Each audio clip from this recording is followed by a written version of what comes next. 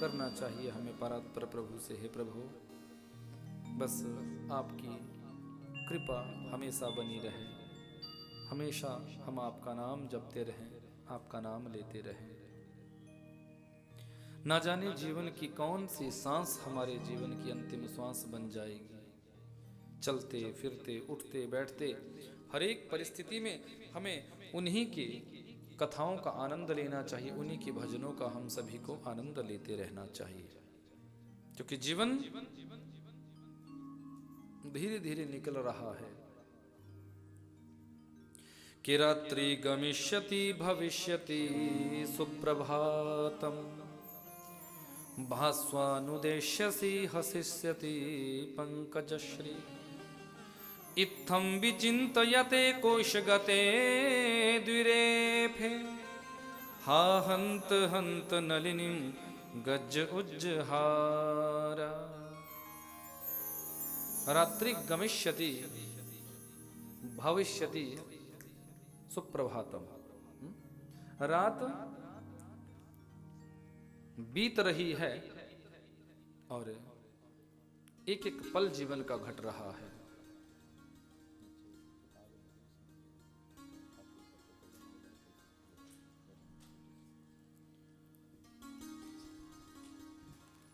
रात्रि गमिष्यति भविष्यति सुप्रभातम,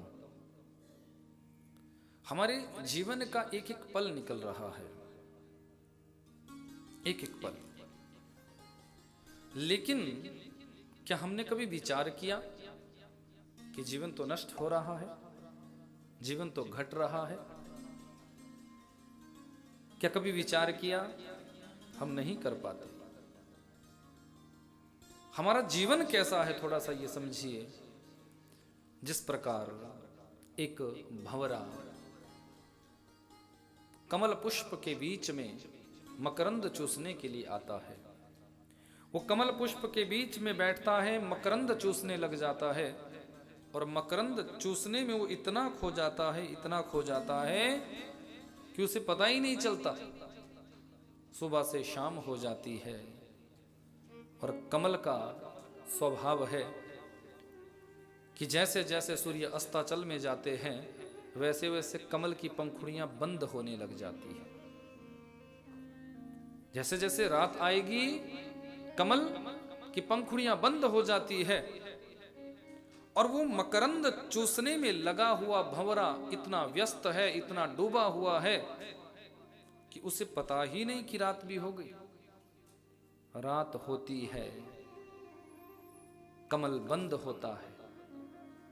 अब वो विचार करता है कि मुझे तो पता ही नहीं चला कि रात भी हो गई।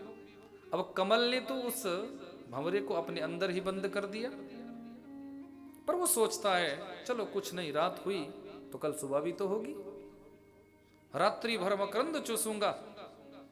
और उस कमल पुष्प के अंदर बैठकर पूरी रात तक वो भंवरा मकरंद चूसने लग जाता है, और सोच रहा है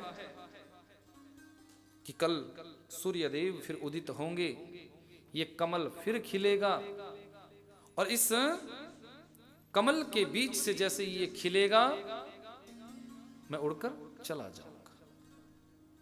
इत्थम विचिंतयते कोश गते दुरेफे, ऐसा वो भंवरा सोच ही रहा था। उसी समय एक मदमस्त हाथी उस सरोवर में आया है, जिस सरोवर में वो कमल पुष्प था। वो मदमस्त हाथी आया है और उस सरोवर में जल पिया है, नहाया है, और अपनी सूंड से उस कमल को भी उखाड़ दिया जिस कमल के अंदर वो भंवरा बैठा हुआ था, और जोर से फेंका है। वो कमल पीछे गिरा है, हाथी वहां से मुड़ा है। अब जैसे ही हाथी चला है, वही कमल का पुष्प उस हाथी के पैर के नीचे आया है। उस कमल पुष्प पर हाथी ने अपना पैर रखा है, और जैसे ही हाथी ने पैर रखा है वो कमल तो नष्ट हुआ ही हुआ, पर उस पुष्प के अंदर बैठा हुआ वो भंवरा भी नष्ट हो जाता है। वो सोच ही रहा था, सोचते सोचते उसके जीवन की नैया समाप्त हो गई। इत्थम विचिंतयते कोश गते दुरेफे हा हंत हंत नलिनीम गज्ज उज्जहारा। ये बात भंवरे की नहीं है, ये बात हम सभी की है। हम सभी भी इस संसार में रहते हैं, तो संसार की मकरंद को चूसने के लिए हम अपने जीवन का प्रत्येक पल नष्ट कर देते हैं। हमारे जीवन का प्रत्येक पल निकल जाता है उस भंवरे की तरह, कोई पत्नी के साथ, कोई पति के साथ, कोई बच्चों के साथ, कोई परिवार के साथ। हम सोचते हैं कि चलो भजन कल कर लेंगे, चलो भजन कल कर लेंगे, चलो भजन कल कर लेंगे, पर कल नाम बंधुओं काल है। कल नाम तो काल है।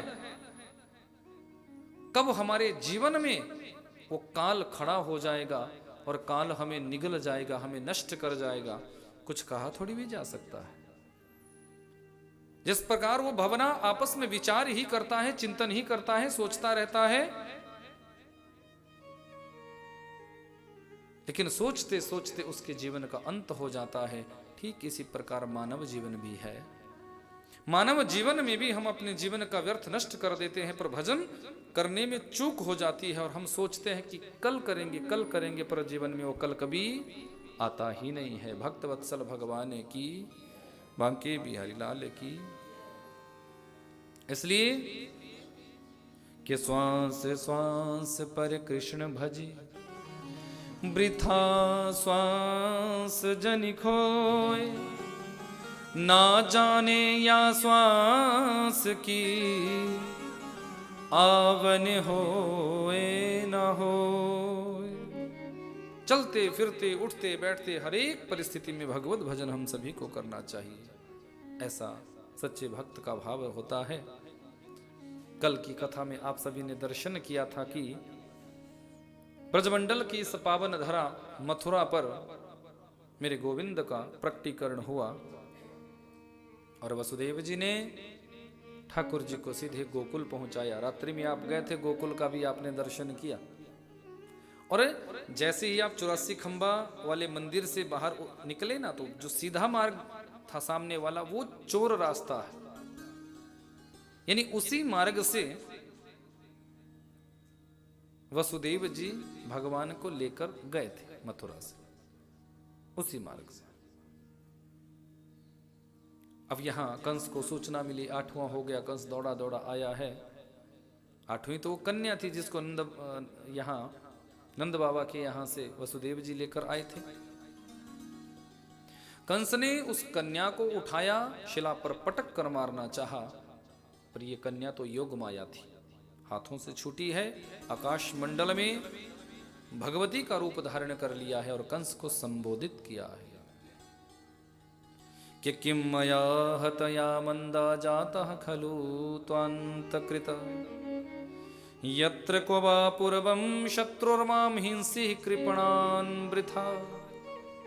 अरे पापी कंस, मुझे मारने से तुझे क्या मिलेगा? तुझे मारने वाला तो ब्रजमंडल में पैदा हो चुका है। कंस सोचने लगा, इसका मतलब तो ये है कि 8वां कोई और है, ये कन्या नहीं। हाँ, अरे मैया ये तो बताओ कि ब्रजमंडल में कहाँ पैदा हुआ है? ब्रजमंडल तो बहुत लंबा चौड़ा है, 84 कोश का है। किस गांव में, किस नगर में, किस शहर में कहाँ पैदा हुआ है? बोले यत्र कोबा, ये नहीं बताऊंगी, बस इतना बता दिया को ब्रजमंडल में पैदा हो चुका है। ये कथा थी मथुरा की। आइए चलते हैं गोकुल में, जिस गोकुल के राजा है नंद बाबा जी। राजा है नंद बाबा जी। 75 वर्ष की आयु है गई है, पर अभी तक लाला नाए भयो। 80 वर्ष की अवस्था नंद रानी की हो चुकी है। पूरे 5 वर्ष बड़ी है नंद रानी। पहले की ऐसी मान्यता थी कि बड़ी बहू बड़े भाग। हाँ, पूरे 5 वर्ष बड़ी है। गुरुदेव के चरणन में प्रणाम कियो। गुरुदेव, वृद्धावस्था आए गई, पर अभी तक लाला नाए भयो। गुरुदेव कहने लगे, सुनो नंद जी, यदि आपके ऊपर ब्राह्मणान का आशीर्वाद होगा, श्रेष्ठ संतों का आशीर्वाद होगा तो संत विप्रों के आशीर्वाद से अवश्य ही आपके यहाँ एक सुंदर सा लाला भयोगो। यज्ञ करवाओ, ब्राह्मणान को अपने यहाँ जिमाओ। नंद बाबा कहने लगे गुरुदेव आपके आशीर्वाद से और भगवत कृपा से काय बात की कमी थोड़ी भी है हमारे यहाँ। गुरुदेव के आशीर्वाद से नंद बाबा ने श्रेष्ठ ब्राह्मणों को अपने यहाँ जिमाया है। सबरे ब्राह्मण जीम कर प्रसन्नता में आशीर्वाद देकर गए हैं। जाओ नंद जी, हमारा आशीर्वाद है कि आपके यहाँ एक सुंदर सा लाला भयोगो। नंद बाबा बड़े प्रसन्न हुए हैं। ब्राह्मण लोग आशीर्वाद देकर निकले हैं। ब्राह्मणों के आशीर्वाद से यहाँ 80 वर्ष की अवस्था में आज नंदरानी गर्भवती हुई है। पूरे ब्रजमंडल का आनंद बढ़ने लगा है, आनंद ही आनंद होने लगा है। नंदा और सुनंदा नंद बाबा की 2 बहनें 6 महीने पहले से ही भाभी जी की सेवा में आ गई है। मन में भाव है कि लाला होने की सूचना जो पहले देगी, भाभी जी के गले में जो 9 लखा हार है वो तो भैया उसी को ही मिलना है। अरे क्या ये दोनों किसी निर्धन परिवार में ब्याही गई थी जो भाभी जी के गले के 9 लखे पर नजर रखती है? बोले नहीं, ऐसा नहीं। ये दोनों तो बड़े संपन्न परिवार में ब्याही गई है, पर प्रत्येक बहन का ऐसा मनोभाव होता है कि भाई के यहाँ कोई उत्सव होवे, कोई प्रसन्नता का भाव उठे और उस उत्सव की खुशी में कोई ना कोई उपहार, कोई ना कोई भेंट हमको भी मिले। ऐसा प्रत्येक बहन का मनोभाव होता है। अब नंदा आज विचार करती है कि अष्टमी की रात व्यतीत हो चुकी है, नवमी की प्रातः, पर अभी तक भाभी जी जगी ना आए। क्या बात है? तो बड़े भाव से भाभी जी के प्रकोष्ठ में गई है और क्या देखती है, भाभी जी तो तान दुपट्टा गहरी निद्रा में सोए रही है। बगल में झीनी सी चदरिया के बीच में एक बच्चा सो रहा है। पहले तो नंदा ने भगवान का स्मरण किया, भगवान का नाम जपा, हे भगवान लाली नहीं होनी चाहिए, लाला ही होना चाहिए। अरे भैया क्यों, क्या लालियां बुरी होती है? बोले लालियां बुरी तो नहीं होती, लालियां तो बहुत अच्छी है, लेकिन समस्या 9 लखे की है। लाली होएगी तो 9 लखा नहीं मिलेगा और लाला होएगो तो 9 लखा जरूर मिलेगा। मेरे भारत की बेटियां तो इतनी सुंदर मनोभाव को धारण करने वाली है कि शायद आज बेटा उतना सम्मान माता पिता का न करे, बेटा इतना प्यार अपने माता पिता से न करे जितना मेरे भारतवर्ष की बेटियां करती है। बेटी तो हमारे जीवन का पुण्य होता है। बेटा स्वार्थी हो सकता है पर बेटी कभी स्वार्थी नहीं होगी। बेटे के मन में लालच आ सकता है, बेटे के मन में स्वार्थ आ सकता है कि प्रॉपर्टी मिलेगी, संपत्ति मिलेगी तो सेवा करेंगे, पर बेटी के मन में कभी स्वार्थ नहीं आता। उसको तो तुम कुछ चाहे दो चाहे ना दो, उसके बाद भी वो तुम्हारी सेवा करती है। ससुराल में जाने के बाद भी वो तुमसे बात करती है, 20 बार तुम्हें फोन करेगी, 20 बार तुम्हारा हाल चाल पूछेगी। और बेटा पास रहने के बाद भी हो सकता है 2 बार भी दिन में तुमसे ना मिले। बेटा स्वार्थी हो सकता है पर बेटी कभी स्वार्थी नहीं हो सकती। और बेटी तो हमारे जीवन का पुण्य है। जितना जीवन में तुम सत्कर्म करते हो बेटी ही तो करवाती है। जब वो जन्म लेती है तब भी तुमसे पुण्य कर्म करवाएगी, जब वो बड़ी होगी तब भी तुमसे पुण्य कर्म करवाएगी, जब उसका शादी ब्याह होगा उस समय भी तुमसे पुण्य कर्म करवाएगी, और अंत में जब उसकी मृत्यु भी होती है तो भी आपसे पुण्य कर्म ही करवाती है। संपूर्ण जीवन में तुमसे पुण्य कर्म करवाने वाला यदि कोई है वो तुम्हारी बेटी है, याद रखना। जिस घर में पुत्र का जन्म होता है उस घर का एक भाग्य जागृत होता है, पर जिस घर में बिटिया का जन्म हो जाता है उस घर के सौभाग्य जागृत हो जाते हैं। सौभाग्य जागृत हो जाते हैं।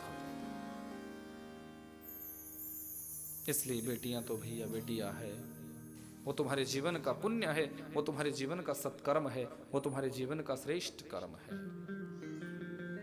श्रेष्ठ कर्मों का दर्शन ही बेटी है। दहलीज भी प्रसन्न होती है जिस दिन एक बेटी का ब्याह तुम्हारे यहां से होता है। वो दहलीज भी उस दिन प्रसन्न होती है कि कि कम से कम इस घर के ऋण को इस बेटी ने आज चुका दिया, ऋणी होने से इस घर को बचा दिया। ऐसा बेटियों का सुंदर भाव, सुंदर पुण्य। लेकिन यहां समस्या नौलखे की है। नौलखा तो भैया तब मिलेगा जब लाला होएगो। तो भगवान का नाम जपा, हे प्रभु लाला ही होना चाहिए, और बड़ी हिम्मत जुटाकर झीनी सी चदरिया को खींच दिया है। अब जैसे ही झीनी सी चदरिया को खींचा, सो ही लाला का मुख दिख गयो। अब क्या था, जैसे ही लाला का मुख दिखा है, आज मानो 70 वर्ष की नंदा पूरे 25 वर्ष की हो गई हो। हाथों में ले ली कांसे की थाली और बेलन से उसको बजाती हुई दौड़ी है। अरे भैया बधाई हो, अरे बाबा बधाई हो, अरे भैया बधाई हो, अरे बाबा बधाई हो। गौशाला पे गैयन की सेवा कर रहे थे नंद बाबा जी। अरे नंदा काय बात की बधाई दे रही हो? बाबा आपने जो अपने यहाँ ब्राह्मणान की सेवा करी, जो समस्त ब्राह्मणान को इतने प्रेम से जिमाया, उन सबरे ब्राह्मणान के आशीर्वाद से आज आपके यहाँ एक सुंदर सा लाला भयो है। बोले नंद के लाला की। ऐसा बताया है तो नंद बाबा बड़े प्रसन्न हुए, दौड़े हैं यमुना जी में 108 डुबकी लगाई है, यमुना स्नान किया है, यमुना जल का आचमन किया है। सुंदर स्नान पाने के बाद सुंदर सी बगलबंदी पहरी है, और सर पे सुंदर सी पूरे 70 गज की पगड़ी बांधी है, दिव्य पगड़ी बांधी, और अखियन में मोटा मोटा काजल डारा है, चंदन का लेप माथे पे किया है, मूंछों पे इत्र लगा के थोड़ा ताव दिया है। एक ब्रजवासी से कहने लगे, लइयो रे छोरा जरा दर्पण दीजो, देखो तो सही आज कैसा लगूं। ब्रजवासी कहने लगे, बाबा आज तो आप पूरे दोहलों की तरह सज रहे हो। नंद बाबा कहते, आज नहीं सजूंगा तो फिर कब सजूंगा? क्यों? क्योंकि पुत्र का एक नाम है आत्मज, और जिसके यहाँ आत्मज का जन्म होता है, उस पिता का भी ये धर्म है कि उस दिन वो आनंदोत्सव मनाए। यक्ष युधिष्ठिर संवाद में यक्षराज ने प्रश्न किया है कि मानव मात्र की आत्मा क्या है? धर्मराज युधिष्ठिर ने सटीक उत्तर दिया, हे यक्षराज, मानव मात्र की आत्मा है उनका पुत्र। कि नंदस्त्वात्मजम उत्पन्ने जाता हलादो महामना, आहूय विप्रान वेदज्ञान स्नातः शुचिलंकृता। नंद बाबा महान मन वाले हुए हैं, और आज नंद बाबा ने समस्त ब्राह्मणों को बुलाकर बड़े सुंदर भाव से उनसे स्वास्थ्य वाचन का पाठ कराया है। कि वाचयित्वा स्वस्तयनम जात कर्मात्मजस्य वै कारयामास विधिवत पितृदेवार्चनम तथा। स्वास्थ्य वाचन का पाठ कराया है, पितरों का तर्पण करवाया है, देवताओं का अर्चन वंदन पूजन करवाया है। महान मन वाले आज नंद बाबा हो गए हैं, महान मन वाले। सुंदर ब्राह्मणों को बुलाकर, दिव्य ब्राह्मणों को बुलाकर अपने यहां उन्हें दान देकर संतुष्ट किया है। सारे ब्रजवासी आनंदोत्सव मना रहे हैं, सब सज धज कर आ रहे हैं, सब बड़े भाव से यहां उत्सव मना रहे हैं। नंद बाबा ने ब्राह्मणों को दान देना प्रारंभ किया। दान कैसे दिया है? कि धेनुनाम न्यूते प्रादा विप्रेभ्य समलंकृते तिलाद्रीन सप्तरत्नाघ्य शातिकाम्बाम्बरावृता। धेनुनाम न्यूते प्रादा, 2 लाख गैयन का दान आज नंद बाबा ने ब्राह्मणों को किया। पर कैसी गैयन का दान? आप लोग भी गौदान खूब करते हैं, और करने का मन भी होगा, पर समझ लेना जरा, सीख लेना जरा ब्रज की इस पावन धरा से कि ब्रज के राजा नंद बाबा जी कैसी गैयन का दान कर रहे हैं। आप लोग क्या दान करते हो? देख लिया कि गैया मैया घास खाना बंद कर गई, बच्चा बच्चे इसके पास कुछ है नहीं, दूध ये देती नहीं, अब बुलाओ ब्राह्मण देवता को, पंडित जी को, कुल पुरोहित जी को, अब हम गौदान करेंगे। अब सच्ची सच्ची बताना, ये गौदान है या खूंटा खाली करना है अपने यहाँ का? खूंटा खाली किया अपने यहाँ का या गौदान किया? ऐसे गौदान नहीं होता। नंद बाबा ने धेनु नाम नियुति प्रादाद विप्रेभ्य समलंकृते 2 लाख गैयन का दान किया। पर कैसी गैया थी? बोले जो सबत्सा है, जो दूध देती है, जिनके साथ बच्चा या बच्चिया है, जिनके 2 सींग है, जिनके गलकंबल है, जिनके पीछे कुकुत्थ है। जो जर्सी होती है ना, उसको गाय नहीं बोला गया है। वो पशु हो सकता है पर वो गौ तो नहीं हो सकती।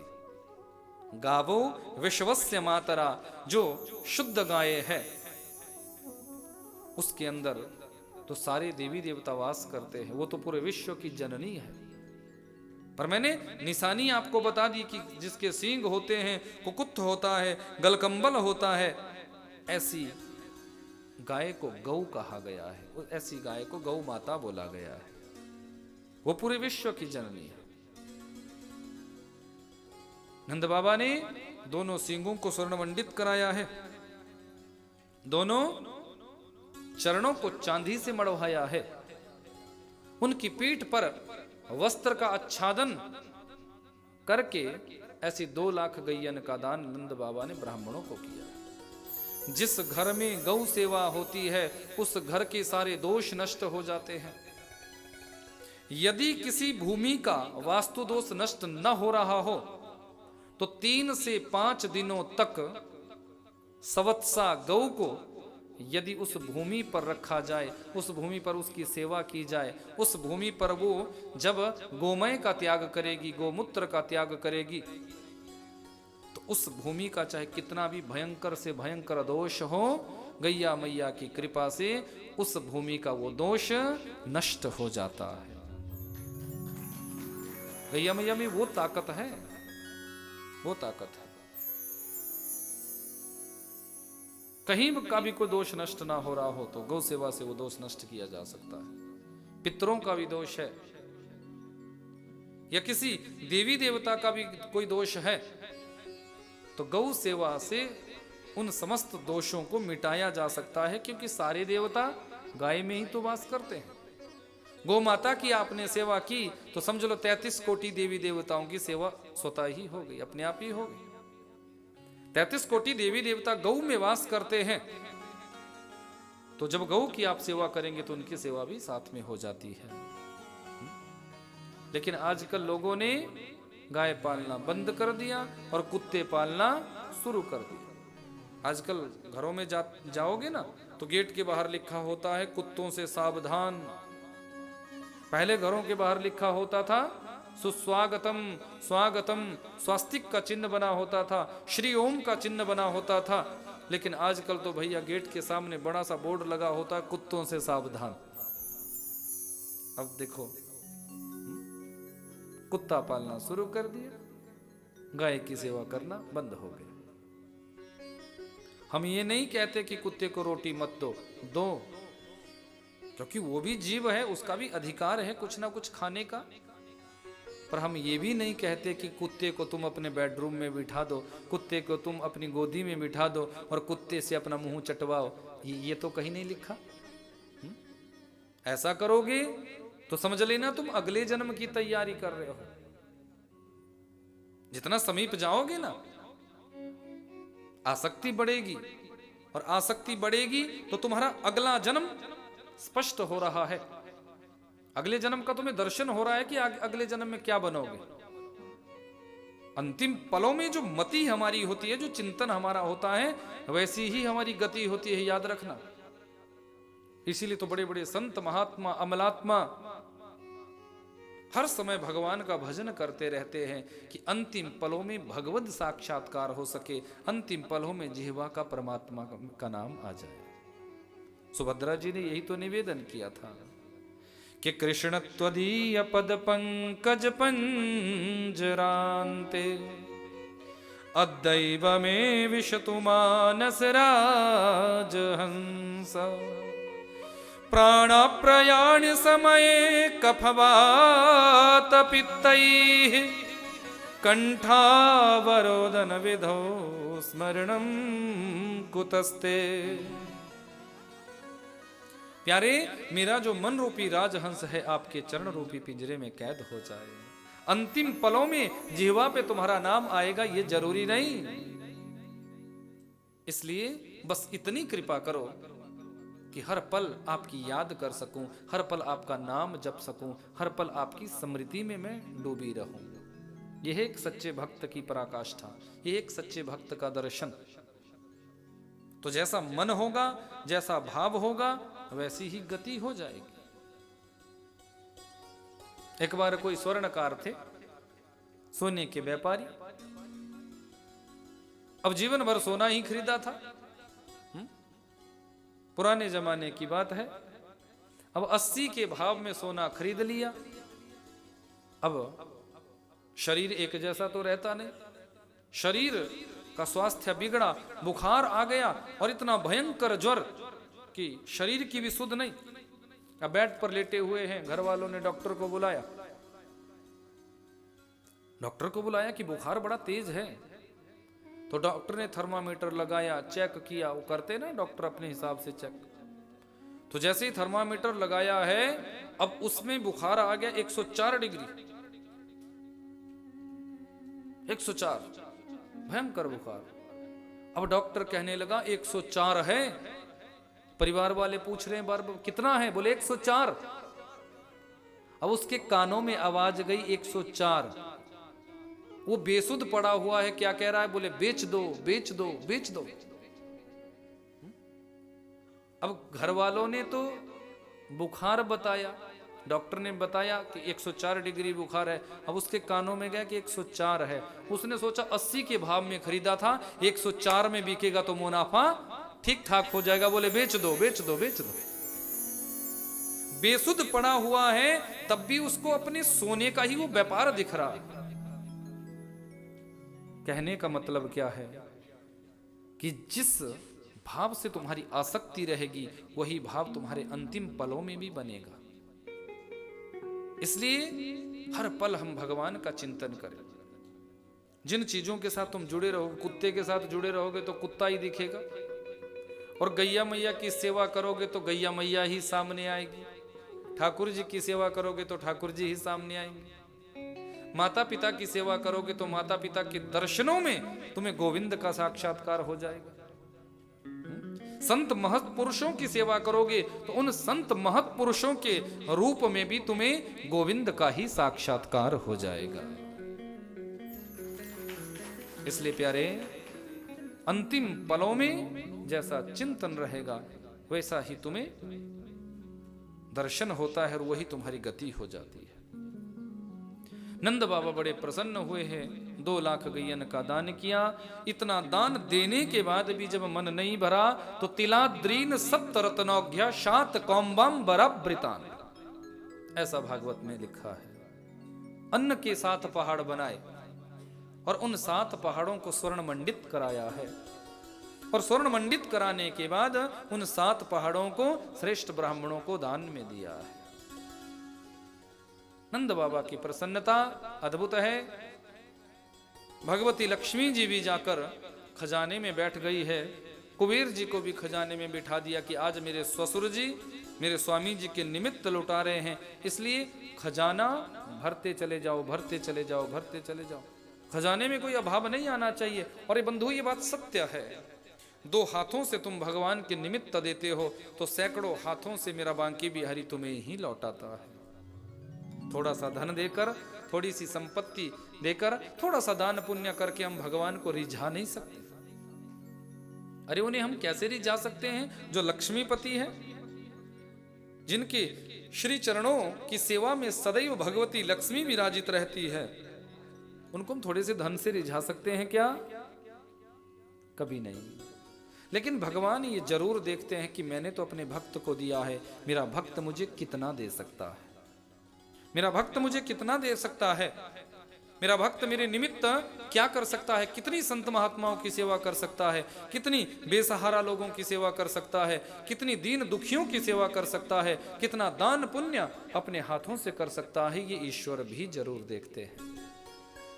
ईश्वर भी जरूर देखते हैं, लेकिन दान देने का मतलब है कि दाहिने हाथ से आपने दिया, बाएं हाथ को भी पता नहीं लगना चाहिए तुमने क्या दिया। और दान देने के बाद कभी अभिमान नहीं आना चाहिए। होता क्या है, हम थोड़ा बहुत दान पुण्य करते हैं, उसके बाद हमें अभिमान आने लग जाता है, अभिमान आने लग जाता है कि मैंने इतना दे दिया, अरे मुझसे बड़ा तो कोई दानवीर है ही नहीं, सबसे ज्यादा देने वाला तो मैं ही हूं। ऐसा अभिमान जब हमारे अंदर आ जाता है तो हमारे द्वारा दिया गया दान निष्फल हो जाता है, कोयला बन जाता है, उसका कोई प्रतिफल नहीं रहेगा। अच्छाई करने के बाद भूल जाओ, अच्छाई आपने कोई कर दी, उसके बाद उसको भूल जाओ कि मैंने कोई अच्छा काम कर दिया। रहीम दास बाबा का नियम था, रोज किसी ना किसी को कुछ देते थे, जो भी उनके द्वार पर आता उनको खाली हाथ कभी नहीं भेजते थे, कुछ ना कुछ देते थे। आज एक व्यक्ति आया है, बाबा रहीम दास ने उनको भी कुछ दिया, पर जब वो देते थे उनका नियम था सामने वाले के चेहरे को नहीं देखते थे कि लेने वाला कौन है। मसून का काम था देना, अपनी गर्दन नीचे झुका लेते थे। तो लेते हुए व्यक्ति ने पूछा, महाराज मैंने बहुधा आपको देखा है कि जब आप किसी को देते हैं तो उसका चेहरा नहीं देखते, क्या आपको वो बुरा लगता है? उस व्यक्ति का चेहरा न देखने का मतलब कि शायद आपको बुरा लगता होगा कि आ जाते हैं मांगने के लिए और मुझे देना पड़ता है। रहीम दास जी की आंखों में अश्रु छलक आए, आंसू आ गए। बोले ना ना ना, ये आप ऐसा मत कहो, ऐसा सोचना भी अपराध है। बोले फिर बाबा आप उसका चेहरा क्यों नहीं देखते? तो रहीम दास जी ने बड़ी सुंदर बात कही है कि देनहार कोई और है, भेजत है दिन रैन, लोग भरम हम पे करे, ताते नीचे नैन। देनहार कोई और है, भेजत है दिन रैन, देने वाला तो कोई और है जो दिन रात देता रहता है, दिन रात देता रहता है। पर सामने वाला कहीं ये ना सोच ले कि रहीमदास दे रहा है। अरे रहीमदास किसी को क्या दे सकता है? सामर्थ्य है क्या किसी की जो हम किसी को कुछ दे पाए? तो मेरे मन में अभिमान ना छलक जाए, मेरे मन में अहंकार ना हो जाए, अभिमान ना हो जाए। बस इसी मनोभाव से मेरे नेत्र नीचे हो जाते हैं, मेरी गर्दन नीचे झुक जाती है कि कहीं सामने वाले के चेहरे को देखकर मुझे अभिमान ना आ जाए। ये है देना। तुम 10 रुपए भी दोगे ना, 10 लोगों को दिखाओगे मैंने बाबा जी को 10 रुपए दे दिए, अरे वो कोई देना है? देने का क्रम कुछ और है। भक्त वत्सल भगवान की, बांके बिहारी लाल की। नंद बाबा ने बड़े सुंदर भाव से यहाँ उत्सव मनाया है। सारे ब्रजवासी यहाँ आए हैं और समस्त ब्रजवासियों ने आज आशीर्वाद दिया है, क्योंकि इनका भी अपना मनोभाव है। सब आशीर्वाद दे रहे हैं, सब आशीर्वाद दे रहे हैं। हे नंदरानी जुग जुग जीवे तेरा, ये लाला और खूब आशीर्वाद भैया। तो संतों का आशीर्वाद और नंद बाबा के यहाँ आज समस्त इन ब्रजवासियों का आशीर्वाद। आओ जरा हम भी थोड़ा सा इस भाव का थोड़ा आनंद लेवें, और सुंदर मनोभाव है।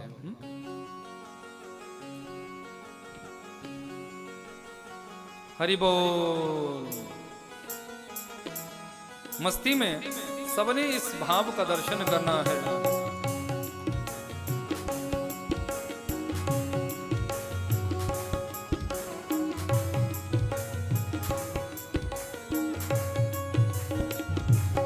जुग जुग जीवेरी यशोदा मैया तेरो ललना, जुग जुग जीवेरी यशोदा। सभी आशीर्वाद दे रहे हैं, बधाई गा रहे हैं। जुग जुग जीवेरी यशोदा मैया तेरो ललना, जुग जुग जीवेरी यशोदा मैया तेरो ललना। हो तेरो ललना मैया तेरो ललना तेरो ललना मैया तेरो ललना ओ मैया तेरो ललना मैया तेरो ललना तेरो ललना ओ मैया तेरो ललना जुग जुग जीवेरी यशोदा मैया तेरो ललना जुग जुग जीवेरी यशोदा हरि बोल ओ जुग जुग जीवेरी यशोदा मैया तेरो ललना जुग जुग जीवेरी सभी गाइए भाव से मस्ती में डूबकर बाल कृष्ण लाल की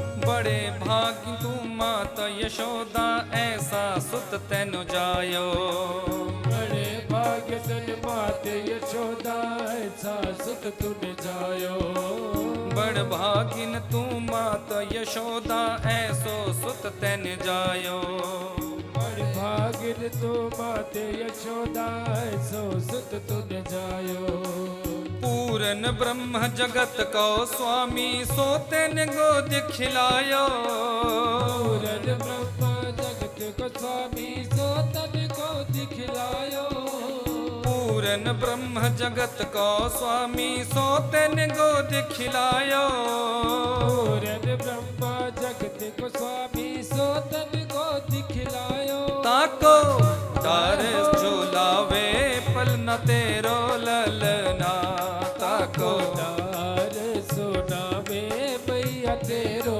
ललना जुग जुग जीवेरी यशोदा मैया तेरो ललना जुग जुग जीवेरी यशोदा मैया तेरो ललना हो तेरो ललना मैया तेरो ललना तेरो ललना हो मैया तेरो ललना ओ जुग जुग ओ जुग जुग ओ जुग जुग जीवेरी यशोदा मैया तेरो ललना जुग जुग जीवेरी यशोदा हरि बोल। मैया तेरो ललना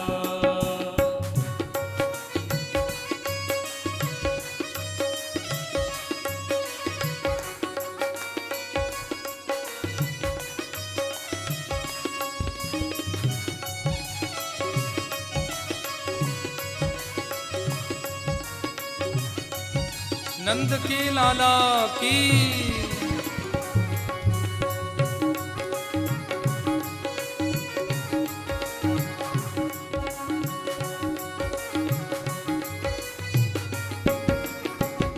धन्य घड़ी जब हो ये यशोदा मैया कह कर बोले धन्य घड़ी जब हो यशोदा कह कर रोए धन्य घड़ी जब हो ये यशोदा मैया कह कर बोले धन्य घड़ी जब माते यशोदा मैया बोले नूपुर बांध दो चरणन में घुट मन डोले घुट मन सोए नूपुर बांध दो चरणन में घुट मन डोले नूपुर बांध गौ चरणन में घुट मन सोए पकड़े बाबा की उंगरिया तेरो ललना पकड़े बाबा की उंगलिया तेरो ललना ओ पकड़े बाबा की उंगलिया तेरो ललना पकड़े बाबा की उंगलिया तेरो ललना हो तेरो ललना री मैया तेरो ललना तेरो ललना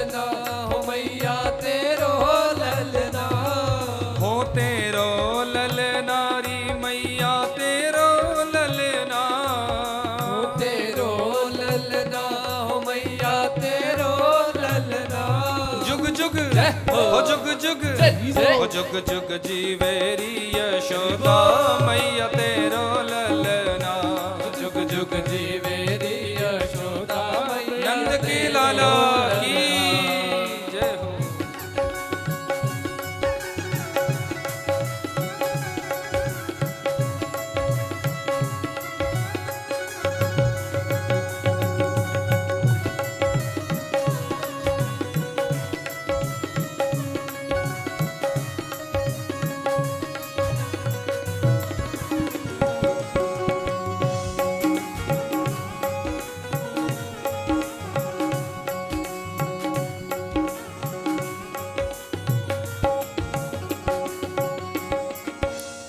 जब सखियां सब उत्सव मना रही थी तो यहाँ पर भगवान शंकर भी आए और भोले बाबा ने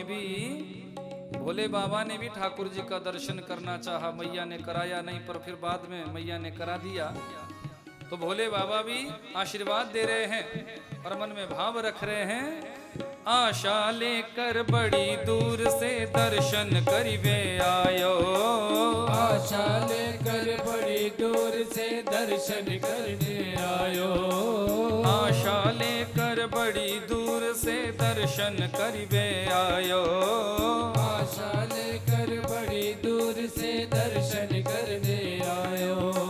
मेरो इष्ट जगत को स्वामी सोतेन गोद खिलायो, मेरो इष्ट अरे मैया मेरे इष्ट हैं ये, सोतन को दिखलायो, मेरो इष्ट जगत को स्वामी सोतेन गोद खिलायो, मेरो इष्ट जगत को स्वामी सोतन को दिखलायो। परे दर्श बिन कलना तेरो ललना, परे दर्श बिन कल मैया तेरो ललना, हो तेरो ललना मैया तेरो ललना, तेरो ललना हो मैया तेरो ललना, हो तेरो ललना री मैया तेरो ललना, तेरो ललना हो मैया तेरो ललना। जुग जुग हो जुग जुग हो जुग जुग जीवेरी यशोदा मैया तेरो ललना, जुग जुग जीवेरी यशोदा हरि मैया बोल। तेरो ललना।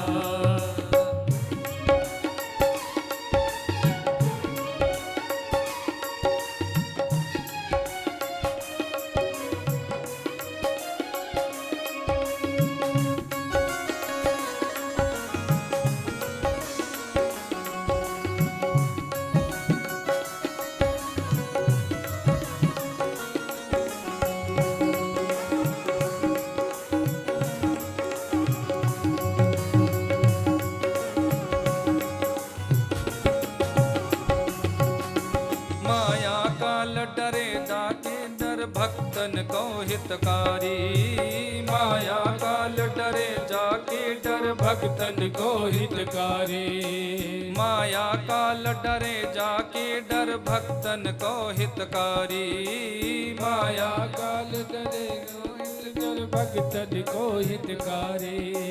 अपने लाल कुमर में न जाने तू भोरी मतवारी, अपने लाल कुमर में न जाने तू बोली मतवारी, अपने लाल कुमर में न जाने तू भोरी मतवारी, ओ अपने लाल कुमर में न जाने तू बोली मतवारी। जग में या किनाए तुलना तेरो ललना, जग में या किनाए तुलना, तेरो ललना, हो तेरो ललना री मैया तेरो ललना, तेरो ललना रे मैया तेरो ललना, हो तेरो ललना री मैया तेरो ललना, तेरो ललना रे मैया तेरो ललना।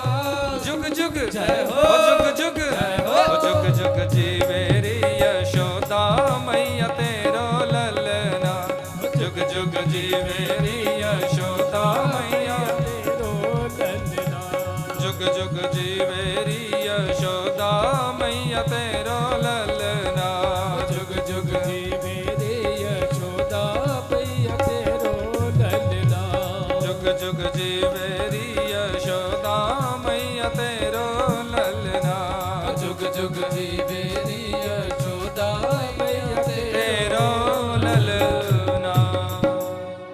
बोलिए नंद के लाला की हो जुग जुग जीवे री यशोदा मैया जुग जुग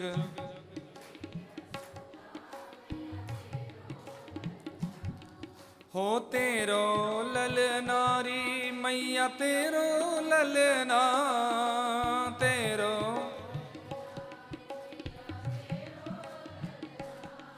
हो तेरो ललनारी मैया तेरो ललना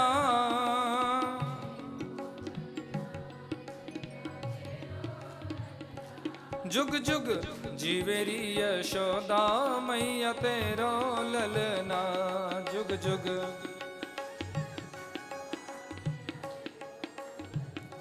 ऐसी सबने बधाई दी है, बधाई गाई है, बधाई बांटी है, बधाई ली है। बधाई दी भी जाती है, बधाई ली भी जाती है, बधाई गाई भी जाती है, बधाई बांटी भी जाती है। ऐसा ब्रज का सुंदर मनोभाव। यहाँ नंद बाबा ने कहा कि आप सभी उत्सव मनाओ, मुझे कंस को कर देने जाना है। तो नंद बाबा कर देने के लिए निकले। मार्ग में वसुदेव जी से मिलना हुआ, क्योंकि आजकल वसुदेव जी को कारागार मुक्त कराया हुआ है कंस ने। तो वसुदेव जी से नंद बाबा कहने लगे, भैया कि अहोते देवकी पुत्र कंसेन बहवो हता, एका वसिष्ठा वर्जा कन्या सापी दिवांगता। भैया सुनने में आया था कि इस पापी कंस ने बहन देवकी के 6 पुत्रों को मारा और 7वीं कन्या थी जो आकाश में भगवती दुर्गा का रूप लेकर चली गई। ऐसा जब बात करने लगे तो अब ये तो नहीं कह सकते थे कि आपके यहाँ जो 2 बालक पल रहे हो मेरे ही है। पर थोड़ा सा बात को बदलते हुए नंद बाबा कहने लगे, देखो वसुदेव जी ने नंद बाबा से कहा है कि हे नंद बाबा जी, भैया मैं तो इतना ही मानूं कि आपके यहाँ जो 2 बालक पल रहे हो वो हमारे ही है। हाँ भैया, हमने कब मना करी, आप सबके आशीर्वाद से ही तो इतनी वृद्धावस्था में हमारे यहाँ 2 बालक हुए हैं। वसुदेव जी ने कहा, बाबा वो तो सब ठीक है, पर मैं आपसे निवेदन करना चाहता हूं कि अभी आपको और विलंब यहाँ नहीं करना चाहिए। कंस जैसा पापी उन 2 बालकों के जीवन में कोई भी कष्ट दे सकता है, इसलिए आप अपने गोकुल जाएं। नंद बाबा जी यहाँ से कर भेंट करके निकले हैं और कंस ने रात्रि में आपातकालीन सभा बैठाई, अपने समस्त राक्षस परिकरों को बुलाया और उनसे कहा कि देखो, आकाशवाणी ने जो बात कही थी उसी बात की पुष्टि उस कन्या ने भी की कि मुझे मारने वाला ब्रजमंडल में पैदा हो चुका है। और यदि मुझे मारने वाला ब्रज में पैदा हो चुका है तो मैं नहीं चाहता कि वो बड़ा होकर मुझे कोई कष्ट प्रदान कराए, इसलिए उसके बचपन में ही मैं उसे मार डालना चाहता हूं, उसके बचपन में ही उसे मार डालना चाहता हूं। आप कुछ व्यवस्था बताओ। सबने अपनी अपनी ओर से कहना शुरू किया कि ऐसे मार देंगे, ऐसे कर देंगे, ऐसा कर देंगे। राक्षस कहने लगे, महाराज हम ब्रज में जाएंगे, 2 महीने के अंदर जितने भी बालकों का जन्म हुआ है उन समस्त बालकों को पकड़ पकड़ कर मार डालेंगे, उसी में तुम्हारा शत्रु भी होगा, वो भी मर जाएगा। व्यवस्था बन रही है। कंस बड़ा प्रसन्न हो रहा है कि ऐसे ऐसे वीर पराक्रमी राक्षस मेरे यहां रहते हैं। उसी समय बकासुर की खास सगी बहन बकी, जिसको कंस प्रेम से पूतना बुलाता है, ये पूतना आई है और कहने लगी, महाराज मैं जाऊंगी आपके शत्रु को मारने के लिए। कंस ने कहा, पूतना तुम जाओगी? बोले हाँ। अरे कौन घुसने देगा तुझे राक्षसी को अपने यहाँ? 5-5 इंच लंबे तुम्हारे दांत, ऐसा विभत्स तुम्हारा ये स्वरूप, ऐसा काला कलूटा तुम्हारा ये चेहरा, कौन घुसने देगा तुझ राक्षसी को अपने यहाँ? पूतना कहने लगी, महाराज आप चिंता काहे को करते हो, अच्छा सा प्लस्तर चढ़ा कर जाऊंगी, अच्छे वाला प्लस्तर। जानते हो ना कहाँ चढ़ता है ये प्लस्तर? ब्यूटी पार्लर में। काले होकर घुसो और गोरे होकर बाहर आ जाओ। असली रूप क्या है किसी को पता नहीं चलता। शादी वाले दिन रूपवती, और 3 महीने बाद देखा तो अब बेचारा सोच रहा है कि ये वही वाली है या कोई और है। तो आजकल तो ब्यूटी पार्लर में क्या नहीं हो जाता, असली चेहरे को तो तुम पहचान ही नहीं पाओगे। तो पूतना कहने लगी, मैं मायावी शक्तियों को जानती हूं, मायावी शक्तियों के प्रभाव से ऐसी सुंदरता का आवरण चढ़ाऊंगी, एक गोपी का रूप लेकर जाऊंगी, क्या पहचानेंगे मुझे, कोई राक्षसी है या गोपी है। कंस बड़ा प्रसन्न हुआ, कैसे मारोगी? बोले महाराज अपनी स्तनों पर कालकूट विष लगाकर जाऊंगी, तुम्हारे शत्रु के मुख में स्तन दूंगी, 2 घूंट तुम्हारा शत्रु पिएगा और वहीं उसका मरण हो जाएगा। कंस बड़ा प्रसन्न हुआ। पूतना रूप बदल कर चली है, वेश बदल कर चली है। बाह्य आवरण तो सुंदरता का चढ़ा लिया है, बाहर से तो पूतना सुंदर बन चुकी है, पर अंतःकरण में तो मलिनता है, अंतःकरण तो पवित्र नहीं है। जब तक निर्मल मन लेकर भगवान के समीप नहीं जाओगे, भगवान कभी अपना नहीं सकते। कि निर्मल मन जन सो मोहि पावा, मोहि कपट छल छिद्र न भावा। अंतःकरण की निर्मलता जब बनेगी तो भगवान तुम्हें अपनाएगा। पूतना चली है गोपी का रूप लेकर, सुंदरी का रूप धारण करके राजपथ से चली है, पर मन के विचार ठीक नहीं है, मन के भाव ठीक नहीं है। देखो पूतना कहते हैं अविद्या को, और अविद्या पूतना का रूप है। ये अविद्या रूपी पूतना 14 जगह वास करती है। 5 ज्ञानेंद्रियां, 5 कर्मेंद्रियां, मन, बुद्धि, चित्त और अहंकार, इन 14 जगह अविद्या रूपी पूतना का वास होता है। मेरे गोविंद का प्रकटीकरण कब हुआ? अष्टमी की रात्रि को। और पूतना मारने कब चली? ठीक 6 दिन बाद, चतुर्दशी को।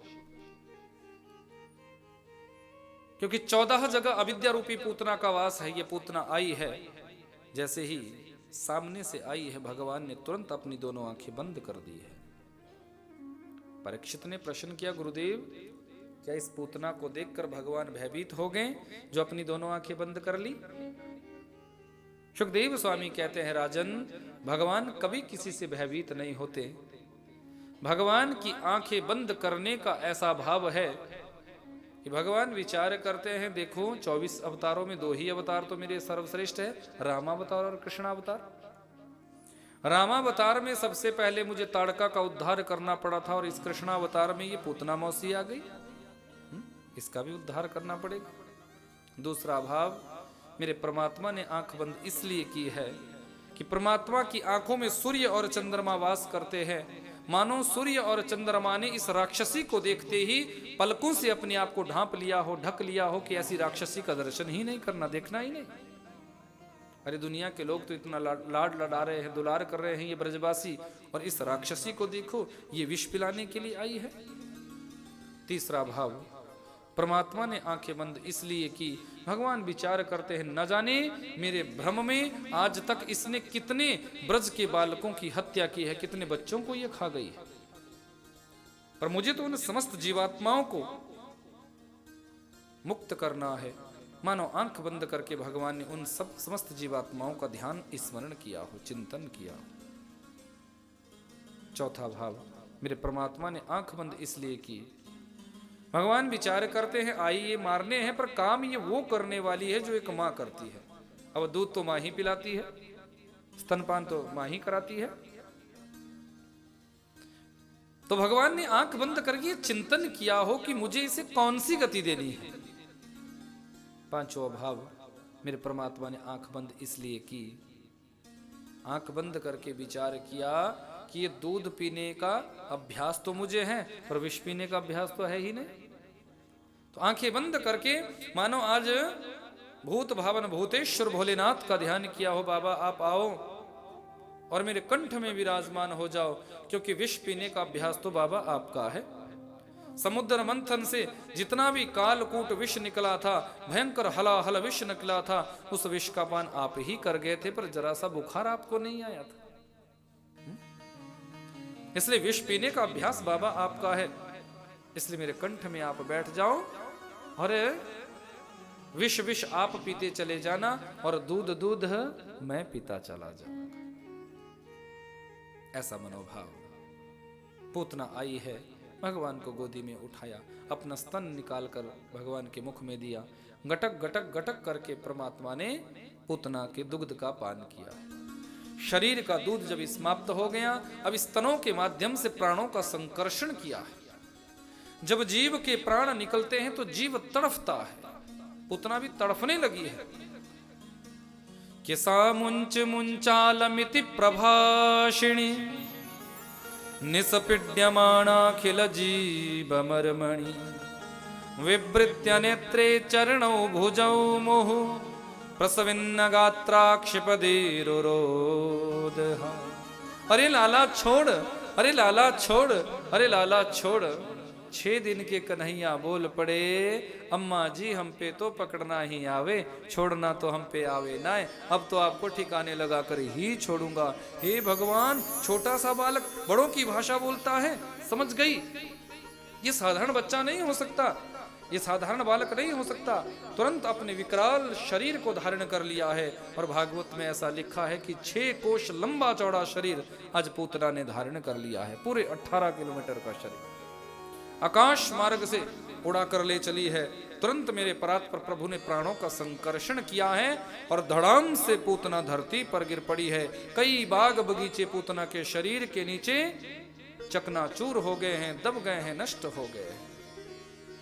भगवान ने पूतना का उद्धार किया। ब्रजवासी दौड़े, अरे राक्षसी लेगी, राक्षसी लेगी, लाला को राक्षसी ले गई। भगवान तो वक्षस्थल पर क्रीड़ा कर रहे हैं। कोई बहुत बड़ी सीढ़ी वीढ़ी लगाकर नीचे उतारा होगा 2-4 किलोमीटर दूर, तो मैया लोगों को सांस आई।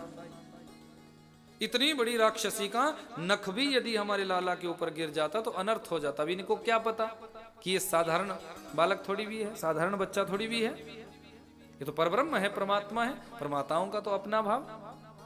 माताएं कहने लगी, बोले देखो देखो नंदरानी, हमारे लाला का स्पर्श एक राक्षसी के साथ हुआ है, अब तो लाला का शुद्धिकरण करवाना अनिवार्य है। मैया कहने लगी, कैसे होगा शुद्धिकरण? बोले शुद्धिकरण तो अब गैया मैया की गौशाला में ही हो सकता है। अब कन्हैया को गौशाला में लेकर गए। भगवान को गौशाला पर ये माताएं लेकर गई है। गोमय को छाती से लगाया है, गोधूली माथे से लगाई है, गोधूली माथे से लगाई है, गोमूत्र से स्नान कराया। अब गैया मैया की पूंछ को पकड़ लिया है, गैया मैया की पूंछ को पकड़ लिया पूर्णमासी पुरोहितानी ने और मंत्र पढ़ने लगी है। कथा सुनाते सुनाते सुखदेव जी की आंखें नम हो गई है। राजन, इन माताओं के वात्सल्य का दर्शन करो, प्रेम भाव का दर्शन करो। ये माताएं नहीं जानती कि हम क्या कर रही है, पर इनको ये पता है कि हम अपने लाल का झाड़ा लगा रही है, अपने अपने अपने लाला का बचाव कर रही। इनको क्या पता कि ये क्या कर रहे। परमात्मा के नाम से परमात्मा को झाड़ा दिया जा रहा है कि इंद्रियाणि हृषिकेशः प्राणान्नारायणो वतु श्वेतदीपपतश्चित्तं मनो योगेश्वरो वतु।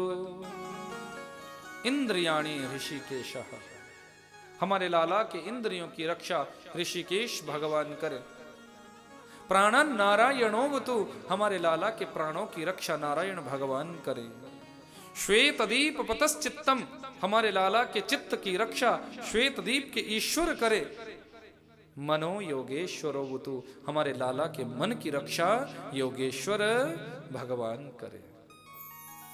भगवान के नाम से भगवान को ही झाड़ा दिया जा रहा है, परमात्मा के नाम से परमात्मा को झाड़ा। भगवान से बड़ा यदि संसार में कुछ है तो बंधु वो है परमात्मा का नाम। जिस पत्थर को राम उठाते हैं, जल में छोड़ देते हैं, कदाचित वो पत्थर डूब जाता है, पर जिस पत्थर पर, जिस शिला पर राम नाम लिख दिया जाता है, वो पत्थर भी पानी पर तैरने लग जाता है, तैरने लग जाता है। ये परमात्मा के नाम की सार्थकता है, परमात्मा के नाम की सार्थकता। पूतना के शरीर को काट काट कर जमुना जी के किनारे सैकड़ों चिताएं लगाई गई। अग्नि जब दी है तो धू धू कर ये शरीर जलने लगा। मलयागिरी चंदन जैसी दिव्य सुगंध पूतना के शरीर से प्रस्फुटित हुई है। परीक्षित ने प्रश्न किया, गुरुदेव पूतना तो राक्षसी थी, राक्षसी के शरीर को जलाने से तो दुर्गंध आनी चाहिए थी, सुगंधी काय को आई? सुखदेव स्वामी कहते हैं, राजन विचार करो, यदि कोई एक बार राम कृष्ण का नाम ले लेता है तो उसके समस्त कलमश नष्ट हो जाते हैं, समस्त पाप उसके नष्ट हो जाते हैं। पर जिस पूतना ने अपना स्तनपान गोविंद को कराया हो, अपना स्तनपान प्रभु को कराया हो, क्या उसके बाद वो पूतना राक्षसी हो सकती है? परीक्षित, पूतना के शरीर को जलाने से सुगंधी आई, ये आश्चर्य नहीं, लेकिन उससे भी बड़े आश्चर्य को तुम सुनो कि मेरे गोविंद की कृपा ऐसी है कि पूतना लोक बालाग्नि राक्षसी रुधिरासना जिघांसयापि हरये स्तनम दत्वापि सद्गतिम। भगवान की करुणा देखो, भगवान की दयालुता देखो।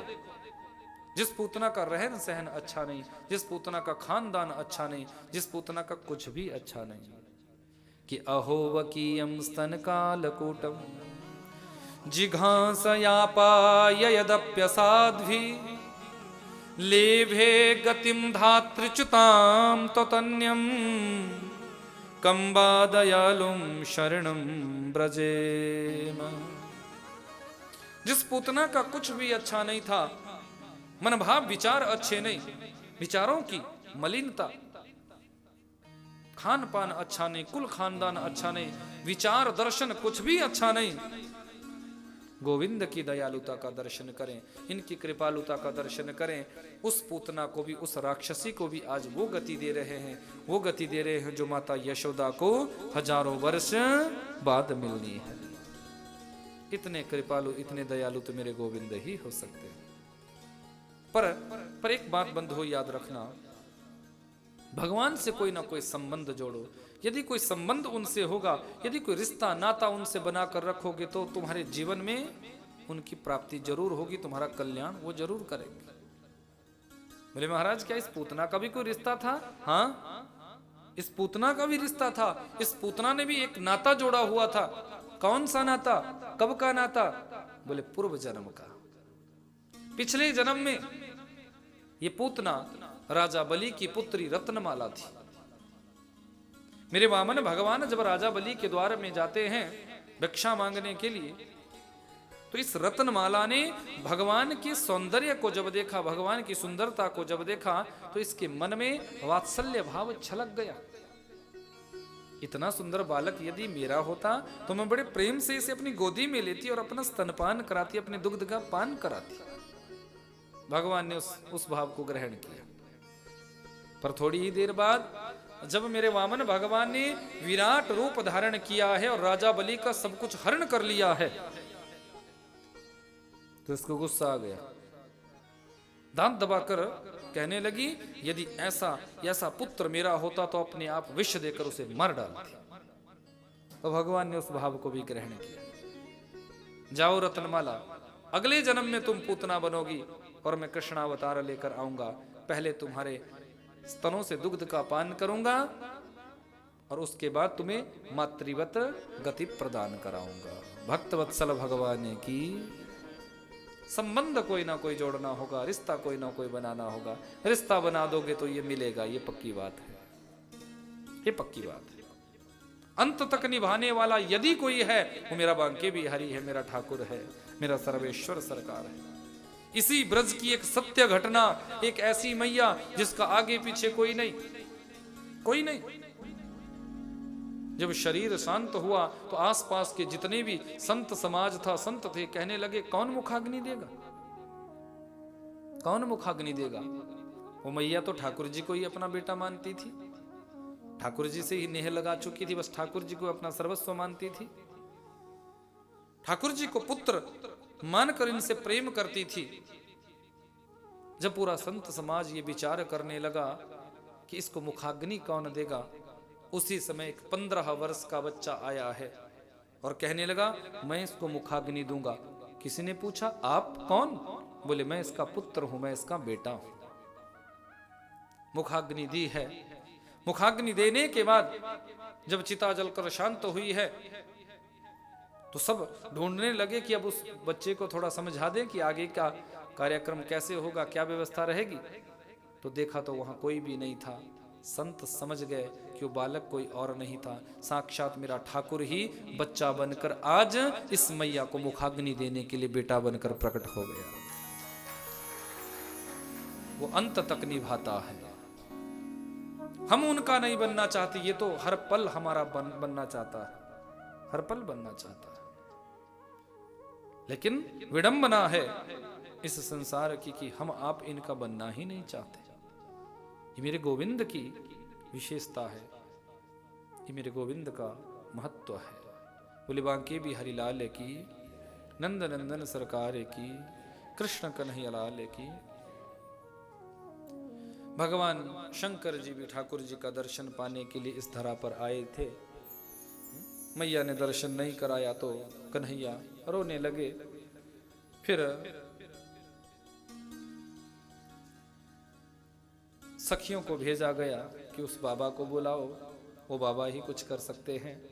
तो सखियों ने निवेदन किया है कि चल रे योगी नंद महल में, तो हे यशोदा मात बुलावे, वहां के लाल को नजर लगी है, राई लो निकरवावे।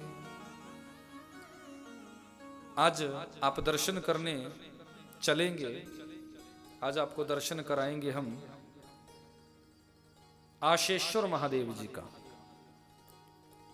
क्योंकि आज शनिवार भी है। तो कोकिला वन का दर्शन भी आपको कराया जाएगा, जहां शनिदेव भगवान का दर्शन करने के लिए यहां आए थे इस ब्रजमंडल पर मैया ने जब दर्शन कराने की बात चली तो फिर कन्हैया ने इशारा दे दिया, शनिदेव आपकी दृष्टि खराब है, जिस पर भी आपकी दृष्टि पड़ी है उसका अनिहित हो जाता है। मेरा तो तुम कुछ नहीं बिगाड़ सकते, पर मैया की गोदी में मैं रहूंगा और तुम्हारी दृष्टि जब पड़ेगी तो मैया को कोई कष्ट ना हो जाए, मैया को कोई दिक्कत ना हो जाए, इसलिए तुम यहां से जाओ। एक कोयल का रूप धारण शनिदेव ने किया है और वन में कोकिलावन जी से आज बोला जाता है। वहां पर प्रतीक्षा की है कि जब गौचारण कराते कराते, बाल लीलाओं का दर्शन कराते कराते जब कन्हैया यहाँ आएंगे, प्रभु जब यहाँ आएंगे तो उनका दीदार पाऊंगा। तो वहां कोयल बनकर, कोकिल का रूप लेकर वहां शनिदेव विराजे हैं, इसलिए वो कोकिला वन हुआ है। आज शनिवार भी संयोग देखो कितना अच्छा बना है, तो शनिवार भी है तो वहां का भी आपको दर्शन हो जाएगा। और कोकिला वन का तो इतना महत्व है कि यदि किसी की शनि की 7.5 चली हो, ढैया चला हो, शनि की महादशा चली हो और वो कोकिला वन का दर्शन कर ले, वहां उस शिला का दर्शन कर ले, वहां अभिषेक कर दे, तैलाभिषेक, तो अवश्य ही शनिदेव का जो बुरा फल है उनके जीवन में नहीं रहता, अच्छा फल ही शनिदेव फिर आपके जीवन में देते हैं। आज आपको वहां का दर्शन भी कराया जाए। और आशेश्वर महादेव जो नंदगांव में मेरे भूत भावन भूतेश्वर भोलेनाथ विराजे थे, कि कभी ना कभी तो ठाकुर जी बड़े होकर बाहर निकलेंगे और मुझे उनका दर्शन होगा, आशा लेकर बैठे थे। आज उस भाव का भी आपको वहां दर्शन कराया जाएगा नंदगांव में। सखियां आई, निवेदन किया, बाबा उठे और बाबा का जैसे ही दर्शन हुआ ठाकुर जी को, और ठाकुर जी ने बाबा का दर्शन, बाबा ने ठाकुर जी का दर्शन, खिल खिल खिल करके भगवान हंसने लगे हैं। मैया अपनी गोदी में लेती है तो रोना शुरू, और बाबा की गोदी में जाए तो हंसना शुरू। अब नाटक करने में तो वैसे ही एक नंबर है। मैया ने निवेदन किया है कि रह रे योगी नंद महल में, व्रज में वासो की जय, जब जब मेरो लाला रोवे, तब तब दर्शन दी जाओ। सखियों ने निवेदन किया, मैया ने निवेदन किया, बाबा आप एक रूप से यहीं विराजो, जब जब मेरा लाला रोए तब तब मेरे लाला को दर्शन देकर आप चुप कराते रहना। तो एक रूप से भोले बाबा आज भी नंदगांव में नंदेश्वर महादेव जी के रूप में वहां विराजमान है। आज आप दर्शन करेंगे नंदगांव में। ऊपर मेरे सर्वेश्वर सरकार का दरबार, और ठीक थोड़ा सा नीचे नंदेश्वर महादेव जी के रूप में भगवान शंकर जी एक रूप से वहां विराजमान रहते हैं। और वैसे भी ब्रज में तीनों देवता ब्रह्मा विष्णु महेश पर्वत के रूप में वास करते हैं। बरसाना जहां राधा रानी विराजित है, जहां मेरी किशोरी जी लाडली जो विराजमान है, बरसाना का भी आज आपको दर्शन कराया जाएगा। तो वो ब्रह्म पर्वत है। ब्रह्मा जी वहां रोज आते हैं, रोज वहां ब्रह्मा जी बुहारी लगाते हैं। बुहारी समझते हो ना, झाड़ू लगाते हैं, राधा रानी के दरबार की सेवा करते हैं, ब्रह्म पर्वत के रूप में विराजते हैं। और नंदगांव वो भी ऊपर पहाड़ी पर दर्शन है, पहाड़ी पर मंदिर है। तो नंदगांव में भगवान शंकर जी विराजते हैं, वो शिव पर्वत है। और गिरिराज गोवर्धन भगवान जो परसों आप परिक्रमा देंगे 14 तारीख को, तो वो साक्षात मेरे नारायण का स्वरूप है। मेरे नारायण ही गिरिराज के रूप में वहां वास करते हैं। बोले भक्तवत्सल भगवान की ब्रह्मा विष्णु महेश ब्रज में पर्वत के रूप में विराजमान है, पर्वत के रूप में विराजमान है। तो भगवान शंकर जी एक रूप से वहीं विराजमान हुए हैं। बाल लीलाओं में बड़ी सुंदर सुंदर लीलाओं का दर्शन प्रभु ने इस ब्रज की पावन धरा पर करवाया है। कंस ने जितने भी राक्षस भेजे भगवान ने उन सभी का उद्धार किया। तृणावर्त को भेजा, ये भवभूड़े के रूप में आया, तो भगवान ने तृणावर्त का भी उद्धार किया। यहां से जितने राक्षस, सक्टासुर को भेजा, सकट के रूप में आया, भगवान ने इसका भी उद्धार किया। अघासुर को भेजा, कल आपने मथुरा में दर्शन किया जब आप गुफा में प्रविष्ट हुए थे ना, वो अजगर था, अजगर के रूप में भी राक्षस आया। वो जो गुफा आपने देखी, वो चित्रण किया गया है भगवान की लीलाओं का। और ऊपर आपने कुछ झलकियों का दर्शन किया, वहां पूरा चित्रण भगवान की लीलाओं का दर्शाया हुआ है। भगवान ने कैसे कैसे ब्रज में लीलाएं की है। तो अजगर के रूप में ये अघासुर आया है, भगवान ने इसका भी उद्धार किया।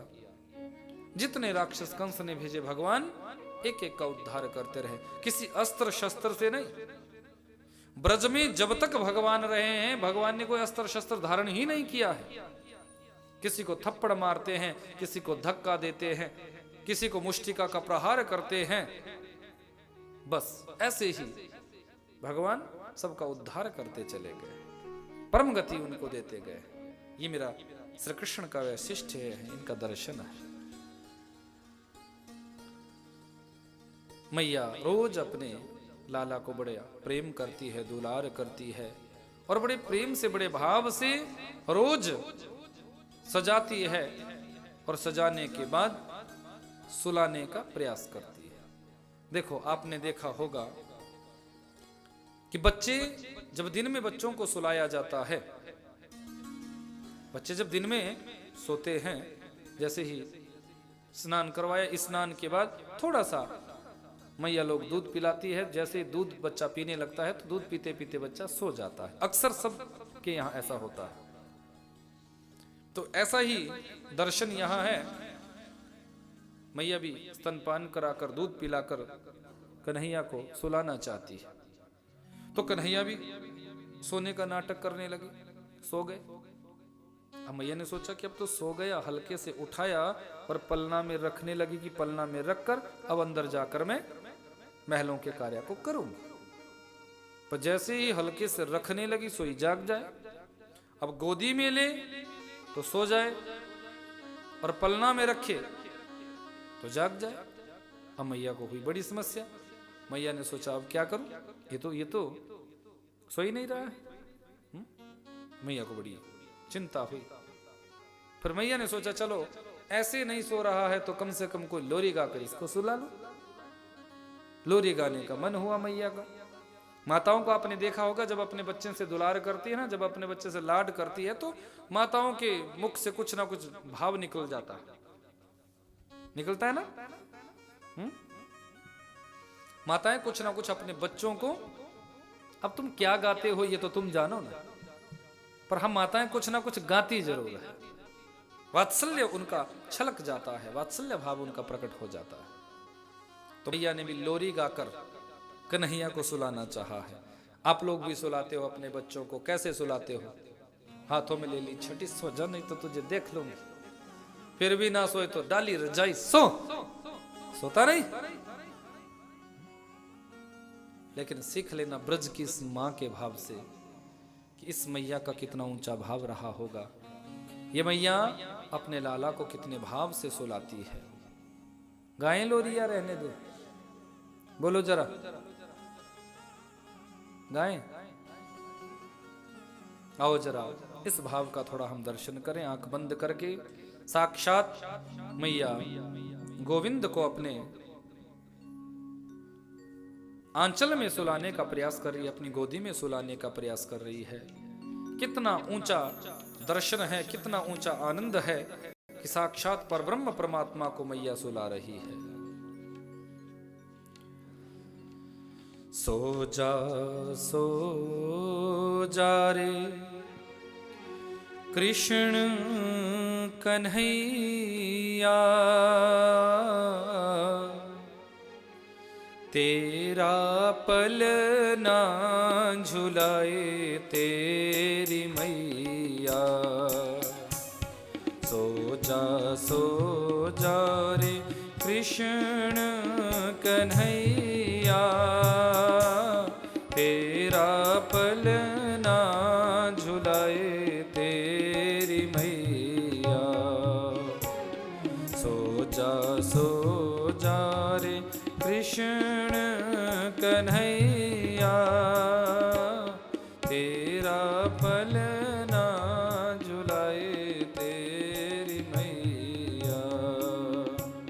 सो जा रे कृष्ण कन्हैया, तेरा पलना।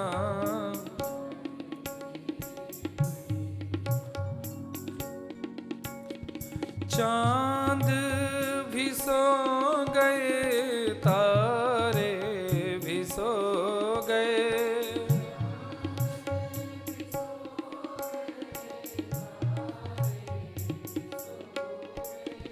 चांद भी सो गए, तारे भी सो गए,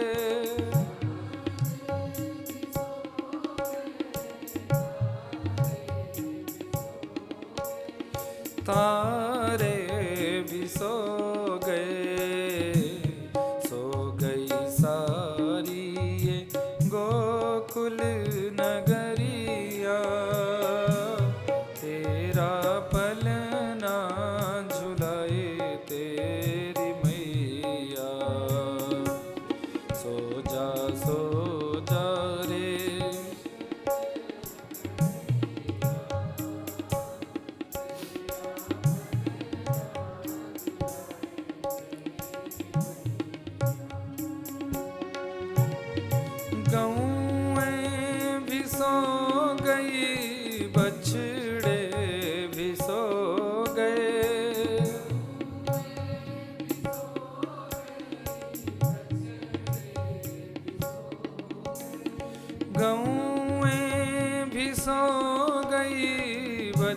बछड़े भी सो गए,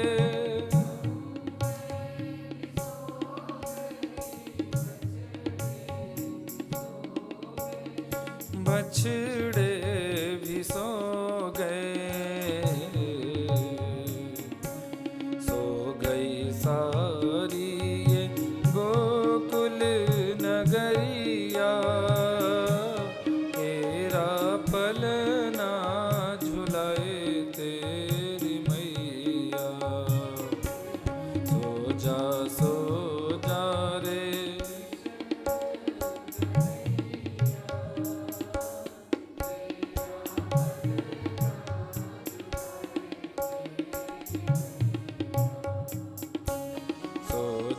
सो जा रे कृष्ण,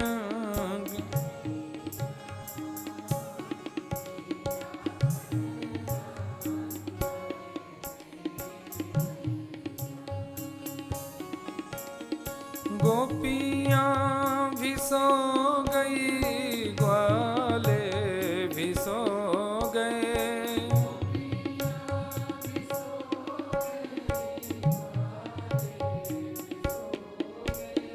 गोपियां भी सो गई, ग्वाले भी सो गए,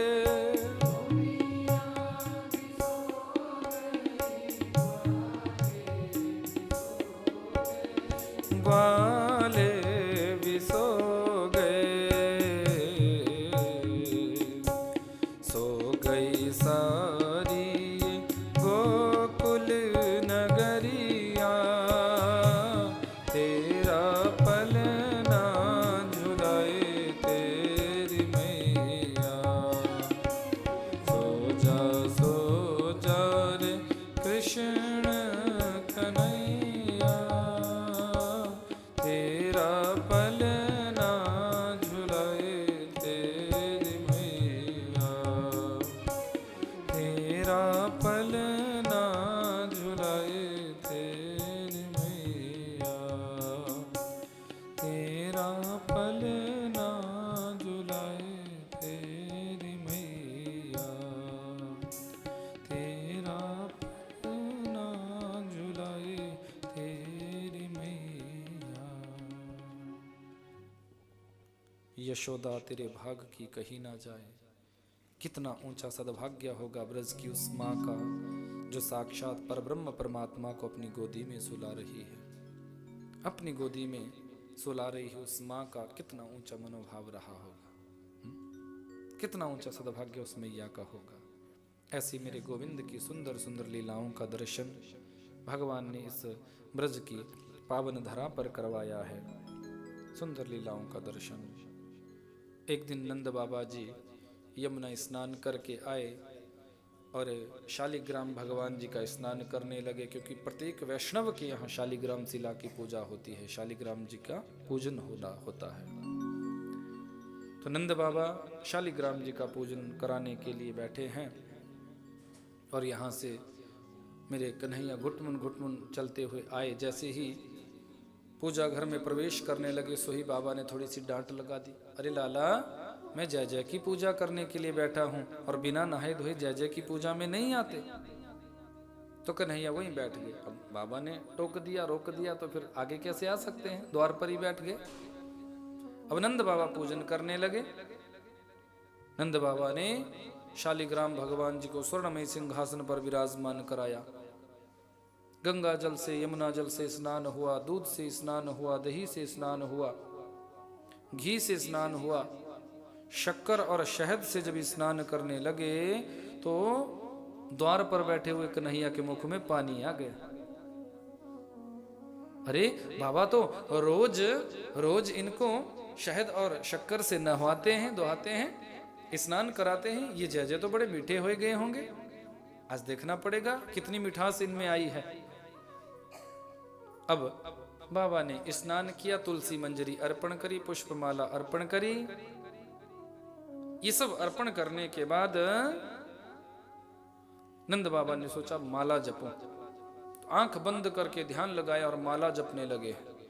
अब जैसे ही माला जपने लगे कन्हैया ने द्वार पर बैठे हुए सोचा कि अब मौका अच्छा है, गंवाना नहीं चाहिए। घुटमुन आगे बढ़े हैं और सामने से शालिग्राम जी को उठाया और मुख में डालकर उसको चूसने लग गए, पपोरने लग गए। 10 मिनट बाद बाबा की माला पूरी हुई। जय हो शालिग्राम जी। अब जैसे ही शालिग्राम देखा तो सिंहासन खाली। अब पुष्पों को हटाया, तुलसी मंजरी को एक तरफ किया, पर सामने तो कुछ दिखाई नहीं। यहां देखा तो छोटे भगत जी मुंह फुलाकर बैठे हैं। च्योरे लाला, मैंने तुमसे कही थी ना, बिना नहाए धोए अंदर नहीं आते, फिर भी तुम आ गए। अरे लाला, काय को आए? अरे छोरे, ये तेरा मुंह काय को फूला हुआ है? जरूर तूने कोई गड़बड़ करी है। अब हल्का सा बाबा ने मुंह को फूला हुआ देखा तो गुलचा मारा, सोही गपक से शालिग्राम जी बाहर। हे भगवान, अरे हमारे जय को ही खा गया, जूठा कर गया। अरे देवी सुनती हो? नंदरानी दौड़ी है। जी स्वामी जी, क्या हुआ? अरे देखो तो सही, तुम्हारा ये छोरा कितना उद्यमी हो गया है, कितना उद्यमी हो गया तुम्हारा ये छोरा। आज हमारे जय को ही निकल गया, जय को ही खा गया। नंदरानी कहने लगी, सुनो जी, गुस्सा काय को करते हो?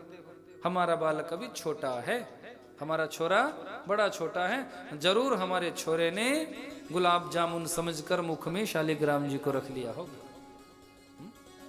हाँ, हरकत से कान भी दबा दिया। लाला ऐसा नहीं करते, ये जय हैं। हाँ मैया, आगे से नहीं होगा, छोटे से हैं, भाभी तो है। ऐसा सुंदर मनोभाव ब्रज की पावन धरा पर सुंदर सुंदर लीलाओं का आनंद करवाया है।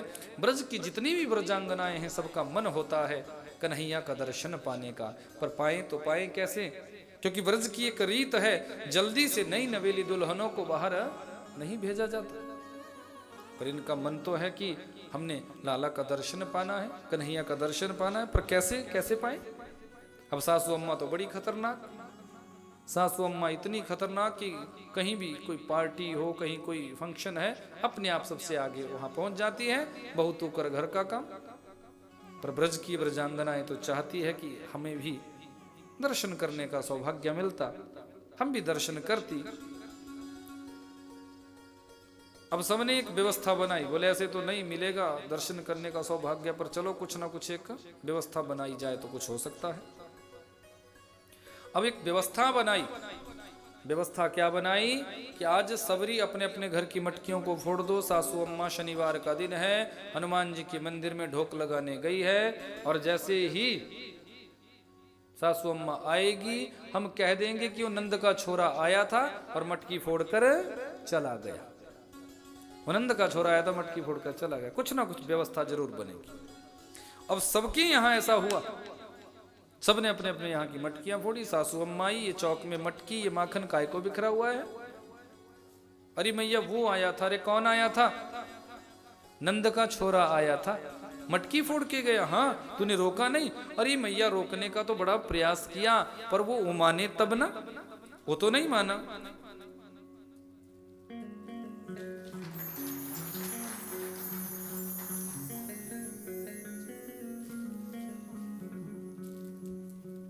बोले भक्तवत्सल भगवान की, नंद नंदन सरकार की, कृष्ण कन्हैया लाल की। वो तो नहीं माना। अच्छा, हाँ मैया, मटकी फोड़ कर गया और टेढ़े मुंह से ये भी कह कर गया है कि नंद का छोरा हूं, जो जी में आएगा वो करूंगा, तुमसे जो बन पाती हो कर लेना। अरे इतनी बड़ी बात कह कर गया। हाँ, सखियां जब ऐसा कहती है तो सासू अम्मा कहने लगी, देखो हमारे नंदरानी के साथ संबंध अच्छे हैं, और यदि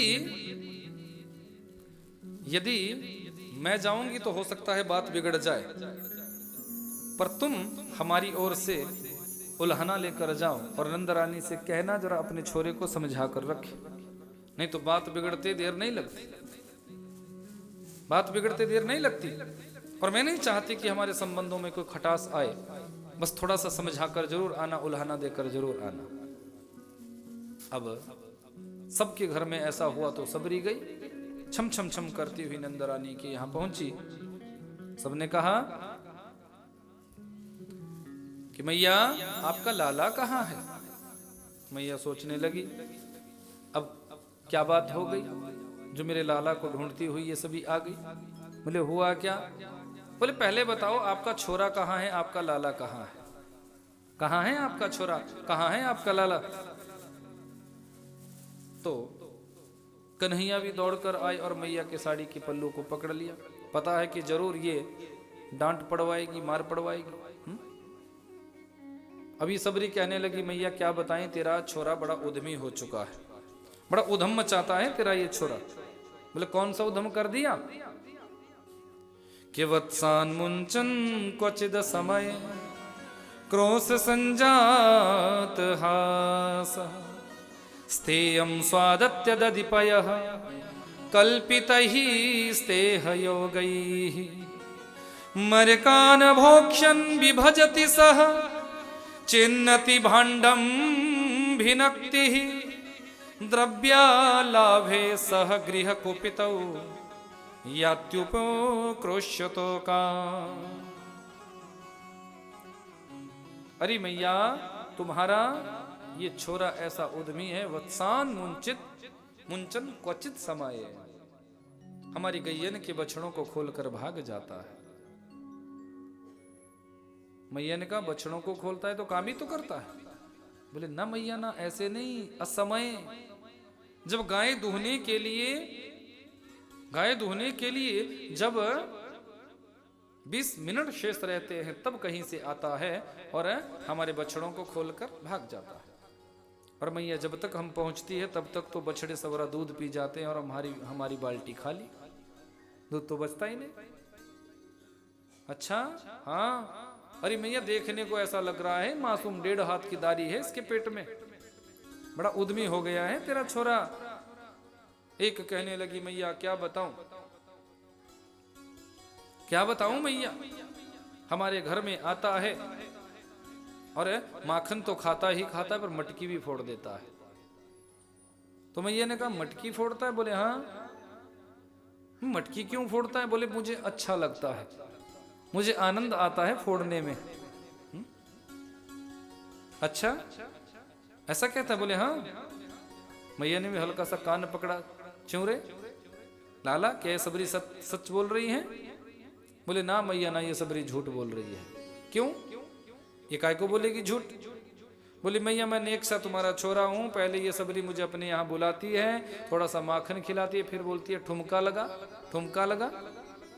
अब मैं नाचने के लिए नाचने लगता हूं, पर तेरा नेक सा छोरा हूं, कब तक नाचूंगा, कितनी देर नाचूंगा?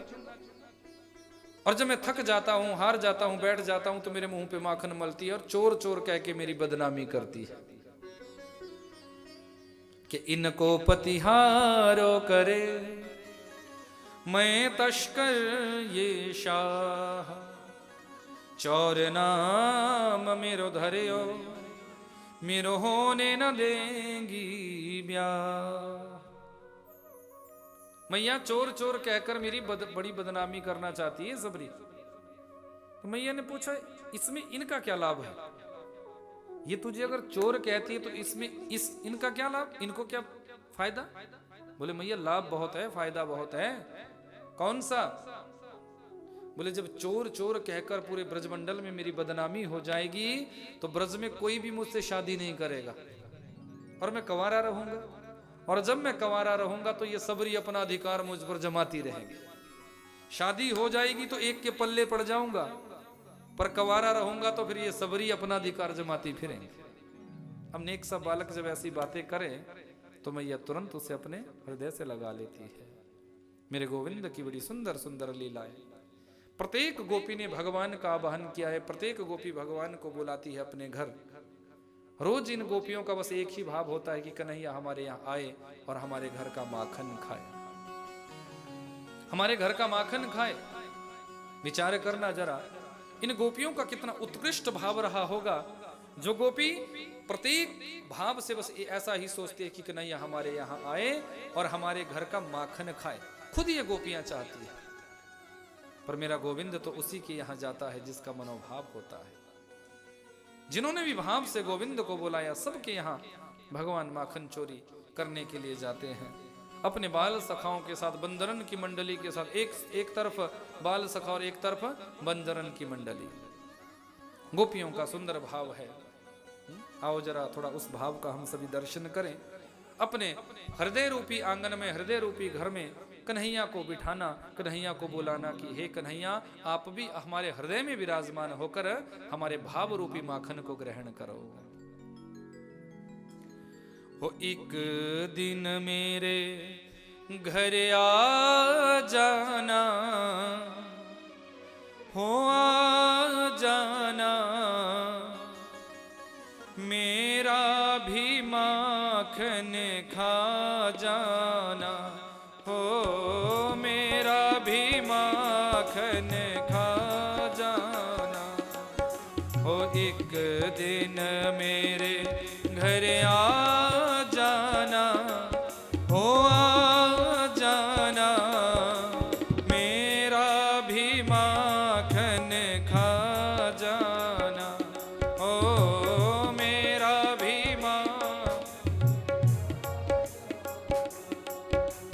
एक दिन मेरे घर आ जाना, हो आ जाना, मेरा भी माखन खा जाना, हो मेरा भी माखन खा जाना।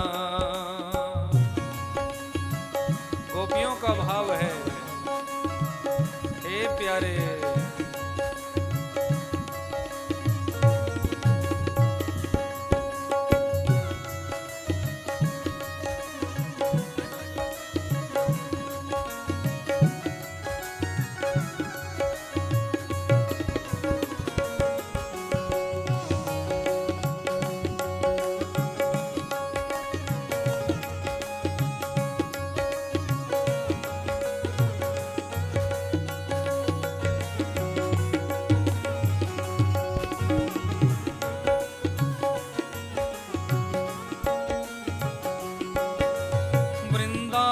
से मेरा घर है बड़ी दूर, है बड़ी दूर, वृंदावन से मेरा घर है बड़ी दूर, वृंदावन से मेरा घर है बड़ी दूर, फिर भी कन्हैया माखन खाना जरूर हो, फिर भी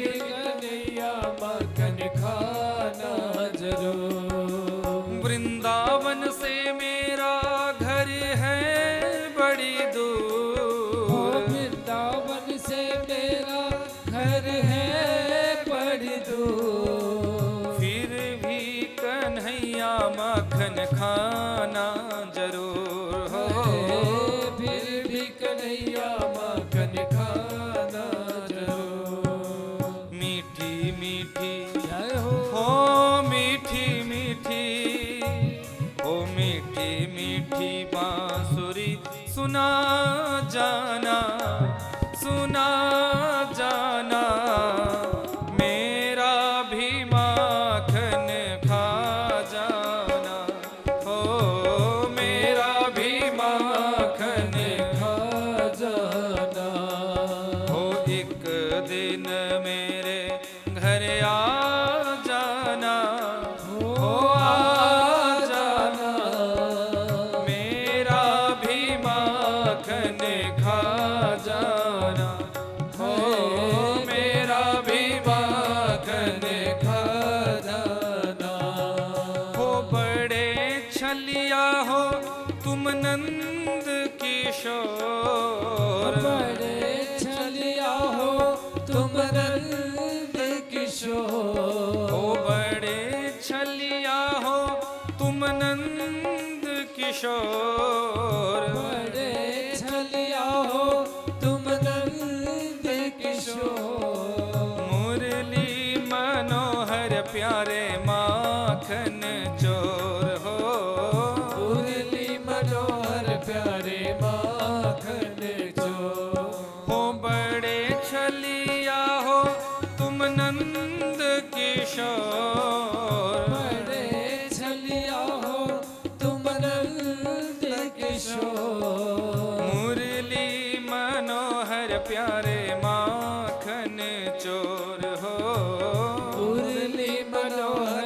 प्यारे माखन चोर। सांवरी सी जय हो हो सांवरी सी हो सांवरी सी सूरत दिखा जाना, दिखा जाना, मेरा भी माखन खा जाना, ओ मेरा भी माखन खा जाना। एक दिन मेरे घर आ जाना, ओ आ जाना, मेरा भी माखन खा जाना, ओ मेरा भी माखन खा जाना। देख मैंने तेरे लिए गोपियां बुलाई, देख मैंने तेरे प्रलोभन लिए दिया है। गोपियां बुलाई। ओ देख मैंने तेरे लिए गोपियां बुलाई, देख मैंने तेरे लिए गोपियां बुलाई। गोपियां बुलाई, राधा रानी बुलाई, गोपियां बुलाई, राधा रानी बुलाई। ओ देख मैंने तेरे लिए गोपियां बुलाई, देख मैंने तेरे लिए गोपियां बुलाई। गोपियां बुलाई, राधा रानी बुलाई, गोपियां बुलाई, राधा रानी बुलाई। आकर के जय हो आकर के प्यारे हो आकर के दर्श दिखा जाना, दिखा जाना, मेरा भी माखन खा जाना, ओ मेरा भी माखन खा जाना।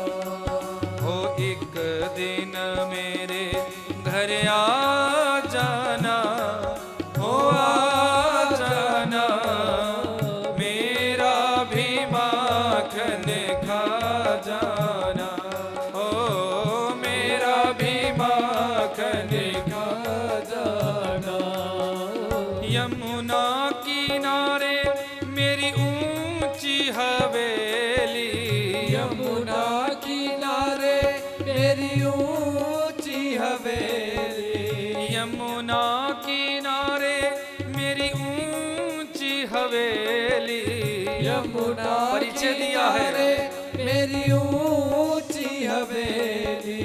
ऊंची हवेली प्यारे ऊंची हवेली, ऊंची हवेली प्यारे ऊंची हवेली।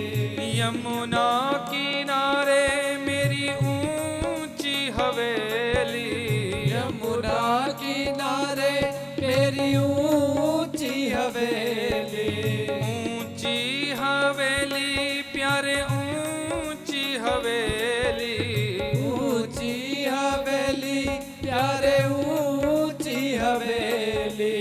आकर के जय हो आकर के हो आकर के माखन चुरा जाना, चुरा जाना, मेरा भी घर में आ जाना, हो मेरे भी घर में आ जाना, हो एक दिन मेरे घर आ जाना, हो आ जाना, मेरा भी माखन खा जाना, हो मेरा भी माखन खा जाना। हो एक दिन मेरे घर आ जाना, हो आ जाना, मेरा भी माखन खा जाना, हो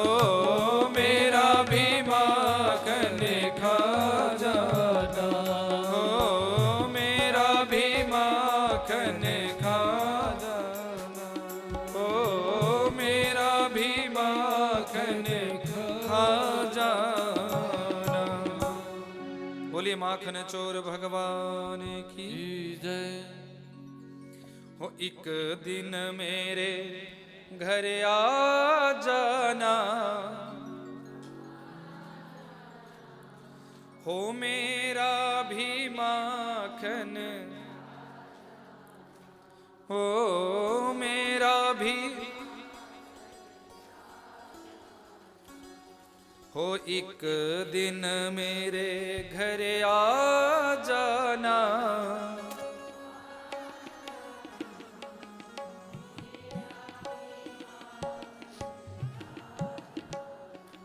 हो मेरा भी माखन। ऐसा भाव हम सभी का होना चाहिए जो ब्रज की गोपियों का था। प्रत्येक गोपी मेरे गोविंद को अपने यहाँ बुलाना चाहती है, प्रत्येक गोपी अपने हाथों से कन्हैया को माखन खिलाना चाहती है। ऐसा भाव जब भक्त का हो जाता है तो अवश्य ही उसके हृदय रूपी आंगन में भाव रूपी माखन को मेरा गोविंद ग्रहण कर लेता है, भाव रूपी माखन को मेरा कन्हैया खा जाता है। बोले भक्त वत्सल भगवान की सुंदर सुंदर लीलाओं का दर्शन मेरे परात्पर प्रभु ने इस ब्रज की धरा पर कराया। भगवान ने यमलार्जुनों का उद्धार करना चाहा, उखल से मैया ने कन्हैया को बांधा। भगवान का एक इशारा हुआ, उखल को घसीटते हुए भगवान लेकर जा रहे हैं और अशोक के दो जुड़वा वृक्ष, उन वृक्षों के बीच में उखल को फंसाया। हल्का सा इशारा हुआ, धड़ाम से ये वृक्ष धरती पर गिर पड़े हैं। दो जीवात्माओं का प्रकटीकरण। कुबेर के ये दोनों पुत्र नल कुंवर मणिग्रीव पूर्व काल में नग्नावस्था में स्नान कर रहे थे। संत नारद जी आए, संत नारद जी को देखने के बाद भी इन्हें लज्जा नहीं हुई, इन्हें संकोच नहीं हुआ, शर्म नहीं आई। तो संत नारद जी को कोप हुआ और शाप दे दिया, अरे जड़ की भांति खड़े हो, जरा से भी लज्जा नहीं, जरा सा भी संकोच तुम्हें नहीं रहा, जाओ तुम वृक्ष बनोगे, तुम्हें वृक्ष बनना पड़ेगा।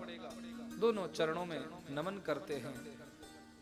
देवऋषि आपने हमें शापित कर दिया, लेकिन आपसे निवेदन, मुक्ति कैसे होगी? देवऋषि ने कहा, जाओ ब्रजमंडल में तुम वृक्ष बनोगे। और परात्पर प्रभु द्वापर के अंत में जब कृष्णावतार लेकर बाल लीलाओं का दर्शन कराएंगे उस ब्रज की पावन धरा पर, उसी समय तुम दोनों का भी उद्धार होगा और तुम दोनों को फिर देवलोक की ये प्राप्ति हो जाएगी, देव योनि की प्राप्ति हो जाएगी। भगवान ने आज बाल लीलाओं के माध्यम से इन दोनों का उद्धार किया। दोनों ने चरणों में प्रणाम किया, प्रभु आपका दर्शन हुआ, हमें मुक्ति मिली। भगवान ने कहा, मांगो यमलार्जुनो, तुम क्या मांगना चाहते हो? मेरा दर्शन किसी को व्यर्थ नहीं जाता, आपको कुछ मांगना होगा। तो यमलार्जुन ने निवेदन किया, प्रभु के वाणी गुणानुकथने श्रवणौ कथायां हस्तौ च कर्म सुमनः स्तव पादयोर्नः स्मृत्या शिरास्तव निवास जगत प्रणामे दृष्टि सतां दर्शने स्तुववत्तनुना। प्रभु यदि हमें देना ही चाहते हो तो बस इतना दो, वाणी गुणानुकथने श्रवणौ कथायां।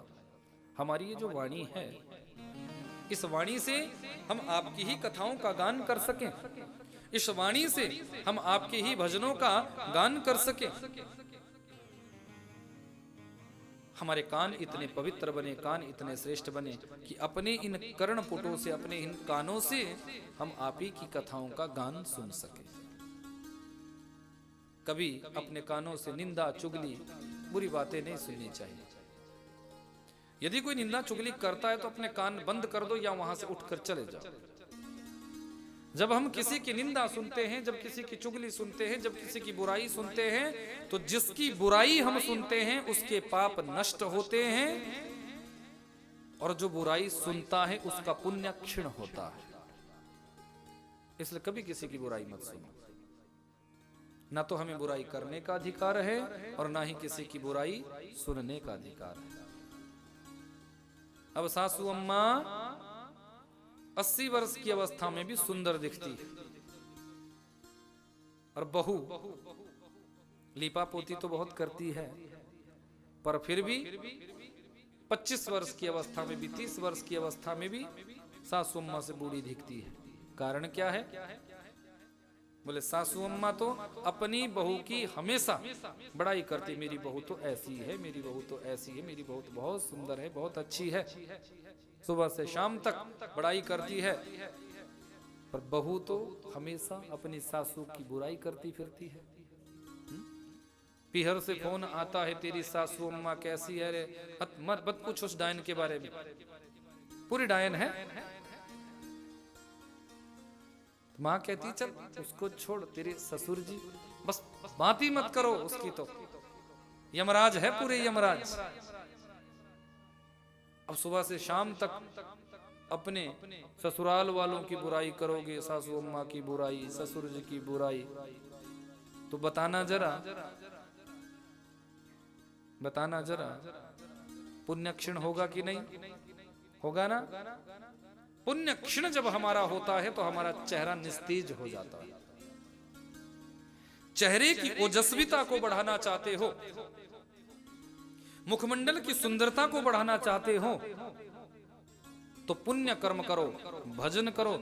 जितना तुम भजन करोगे, जितना तुम पुण्य कर्म करोगे, जितना तुम श्रेष्ठ कर्म करोगे, ऑटोमेटिक अपने आप तुम्हारे मुखमंडल की सुंदरता बढ़ने लग जाएगी। तुम बूढ़े हो रहे हो, एक एक दिन तुम्हारा वृद्धावस्था की ओर जा रहा है, पर मुखमंडल की आभा, मुखमंडल की सुंदरता तो दिनों दिन बढ़ती जा रही है।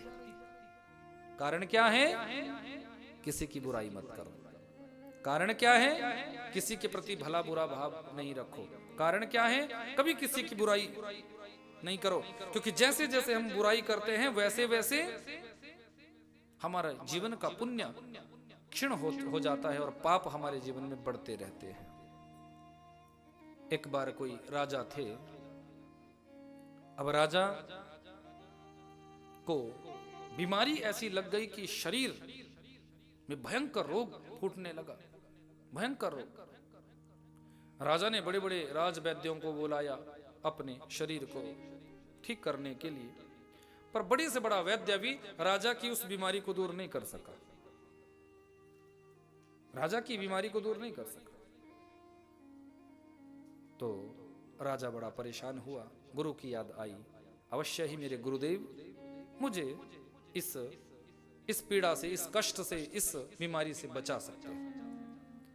क्योंकि विश्वास यदि हो तो फिर कई बार जो काम दवा नहीं करती उस काम को कई बार दुआ कर जाता है। दुआ वो काम कर जाती है जो काम दवा नहीं करती। हॉस्पिटल की कितनी दवाइयां खा खा कर आप परेशान हो जाते हो, अंदर से डकार भी आता है, वो भी गोलियों का, वो भी दवाइयों का ही, लेकिन ठीक तो तुम नहीं हो रहे हो, स्वस्थ तो तुम नहीं होते। फिर बोले किसी की दुआ ऐसी लग जाएगी, उसकी दुआ लगते ही तुम बिल्कुल स्वस्थ हो जाओगे, तुम ठीक हो जाओगे। अब गुरु की याद आई कि गुरुदेव जरूर कुछ ना कुछ करेंगे। राजा गुरु के पास पहुंचा, गुरु के चरणों में प्रणाम किया, गुरुदेव मेरे किस जन्म का ये पाप मेरे सामने आया है जो मुझे इतना कष्ट हो रहा है, इतना कष्ट हो रहा है, शरीर में ये बीमारी लगी हुई है, इतने समय से मैं उपचार करवा रहा हूं पर स्वस्थ नहीं हो रहा हूं, कुछ लाभ नहीं हो रहा है। गुरुदेव मुस्कुराए, बोले राजन कितने भाई हो? बोले 3 भाई है महाराज, पर 3 में से हम 2 ही बचे हैं, एक का तो मरण हो गया है। अच्छा, जिस भाई का मरण हो गया हो उस भाई के कमरे के बाहर तुम सोना प्रारंभ कर दो। अब राजा ने सोचा ये क्या उपाय कि भाई के कमरे के बाहर सोना प्रारंभ कर दो, ये क्या उपाय बताए? पर गुरु है, गुरु ने जो बताया वो मानना तो पड़ेगा। अब उसमें प्रश्न पूछने का तो कोई बात ही नहीं, क्योंकि गुरु के सामने प्रश्न कैसे पूछ सकते हैं।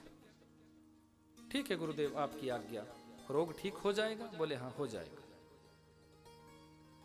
अब राजा गया, अब गुरु के वचनों को सत्य मानकर वही भाई के कमरे के बाहर सोना प्रारंभ कर दिया। अब जो नौकरानी थी, दासी थी, एक दासी ने राजा को ये सब करते हुए देखा कि राजा भाई के कमरे की ओर जा रहा है और वो भी रात्रि में। तो दासी ने सोचा जरूर भाई की पत्नी अंदर है और राजा का संबंध शायद भाई की पत्नी से बन रहा है। शायद हमारे यहाँ का राजा का मनोभाव दूषित हो गया है। अरे कैसा कैसा पापी राजा है, कैसा दुष्ट है, अपने भाई की पत्नी पर गलत नजर रखता है। अब दासी तो दासी, एक के पास बताया, वो 10 के पास बात पहुंच गई, 10 से हजारों के पास, हजारों से पूरे राज्य में फैल गई बात।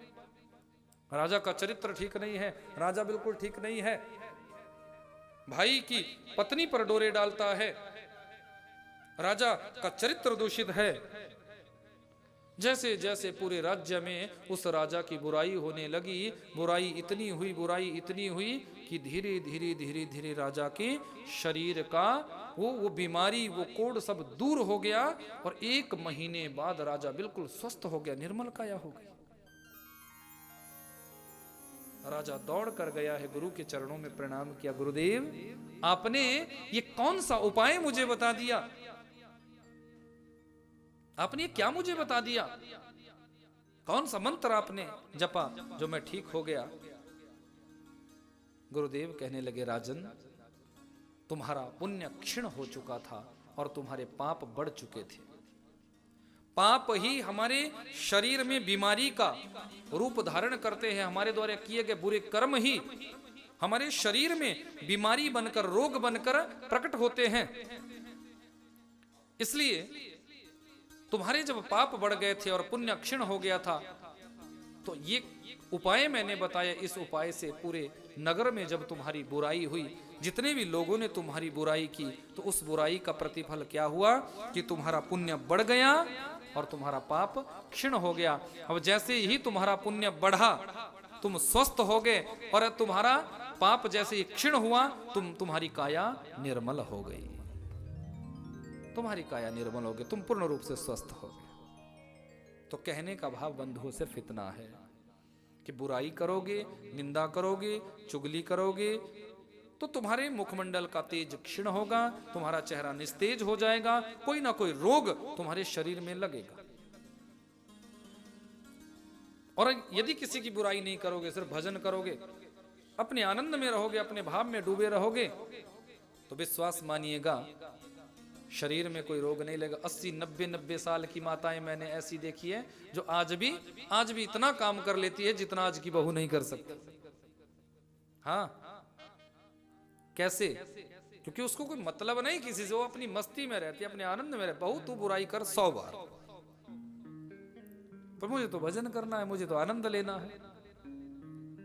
तो हम कभी किसी की बुराई ना करें। यमलार्जुन इसी बात का दर्शन करा रहे हैं, प्रभु हमारे कान इतने श्रेष्ठ बने कि अपने कानों से हम कभी किसी का बुरा ना सुने।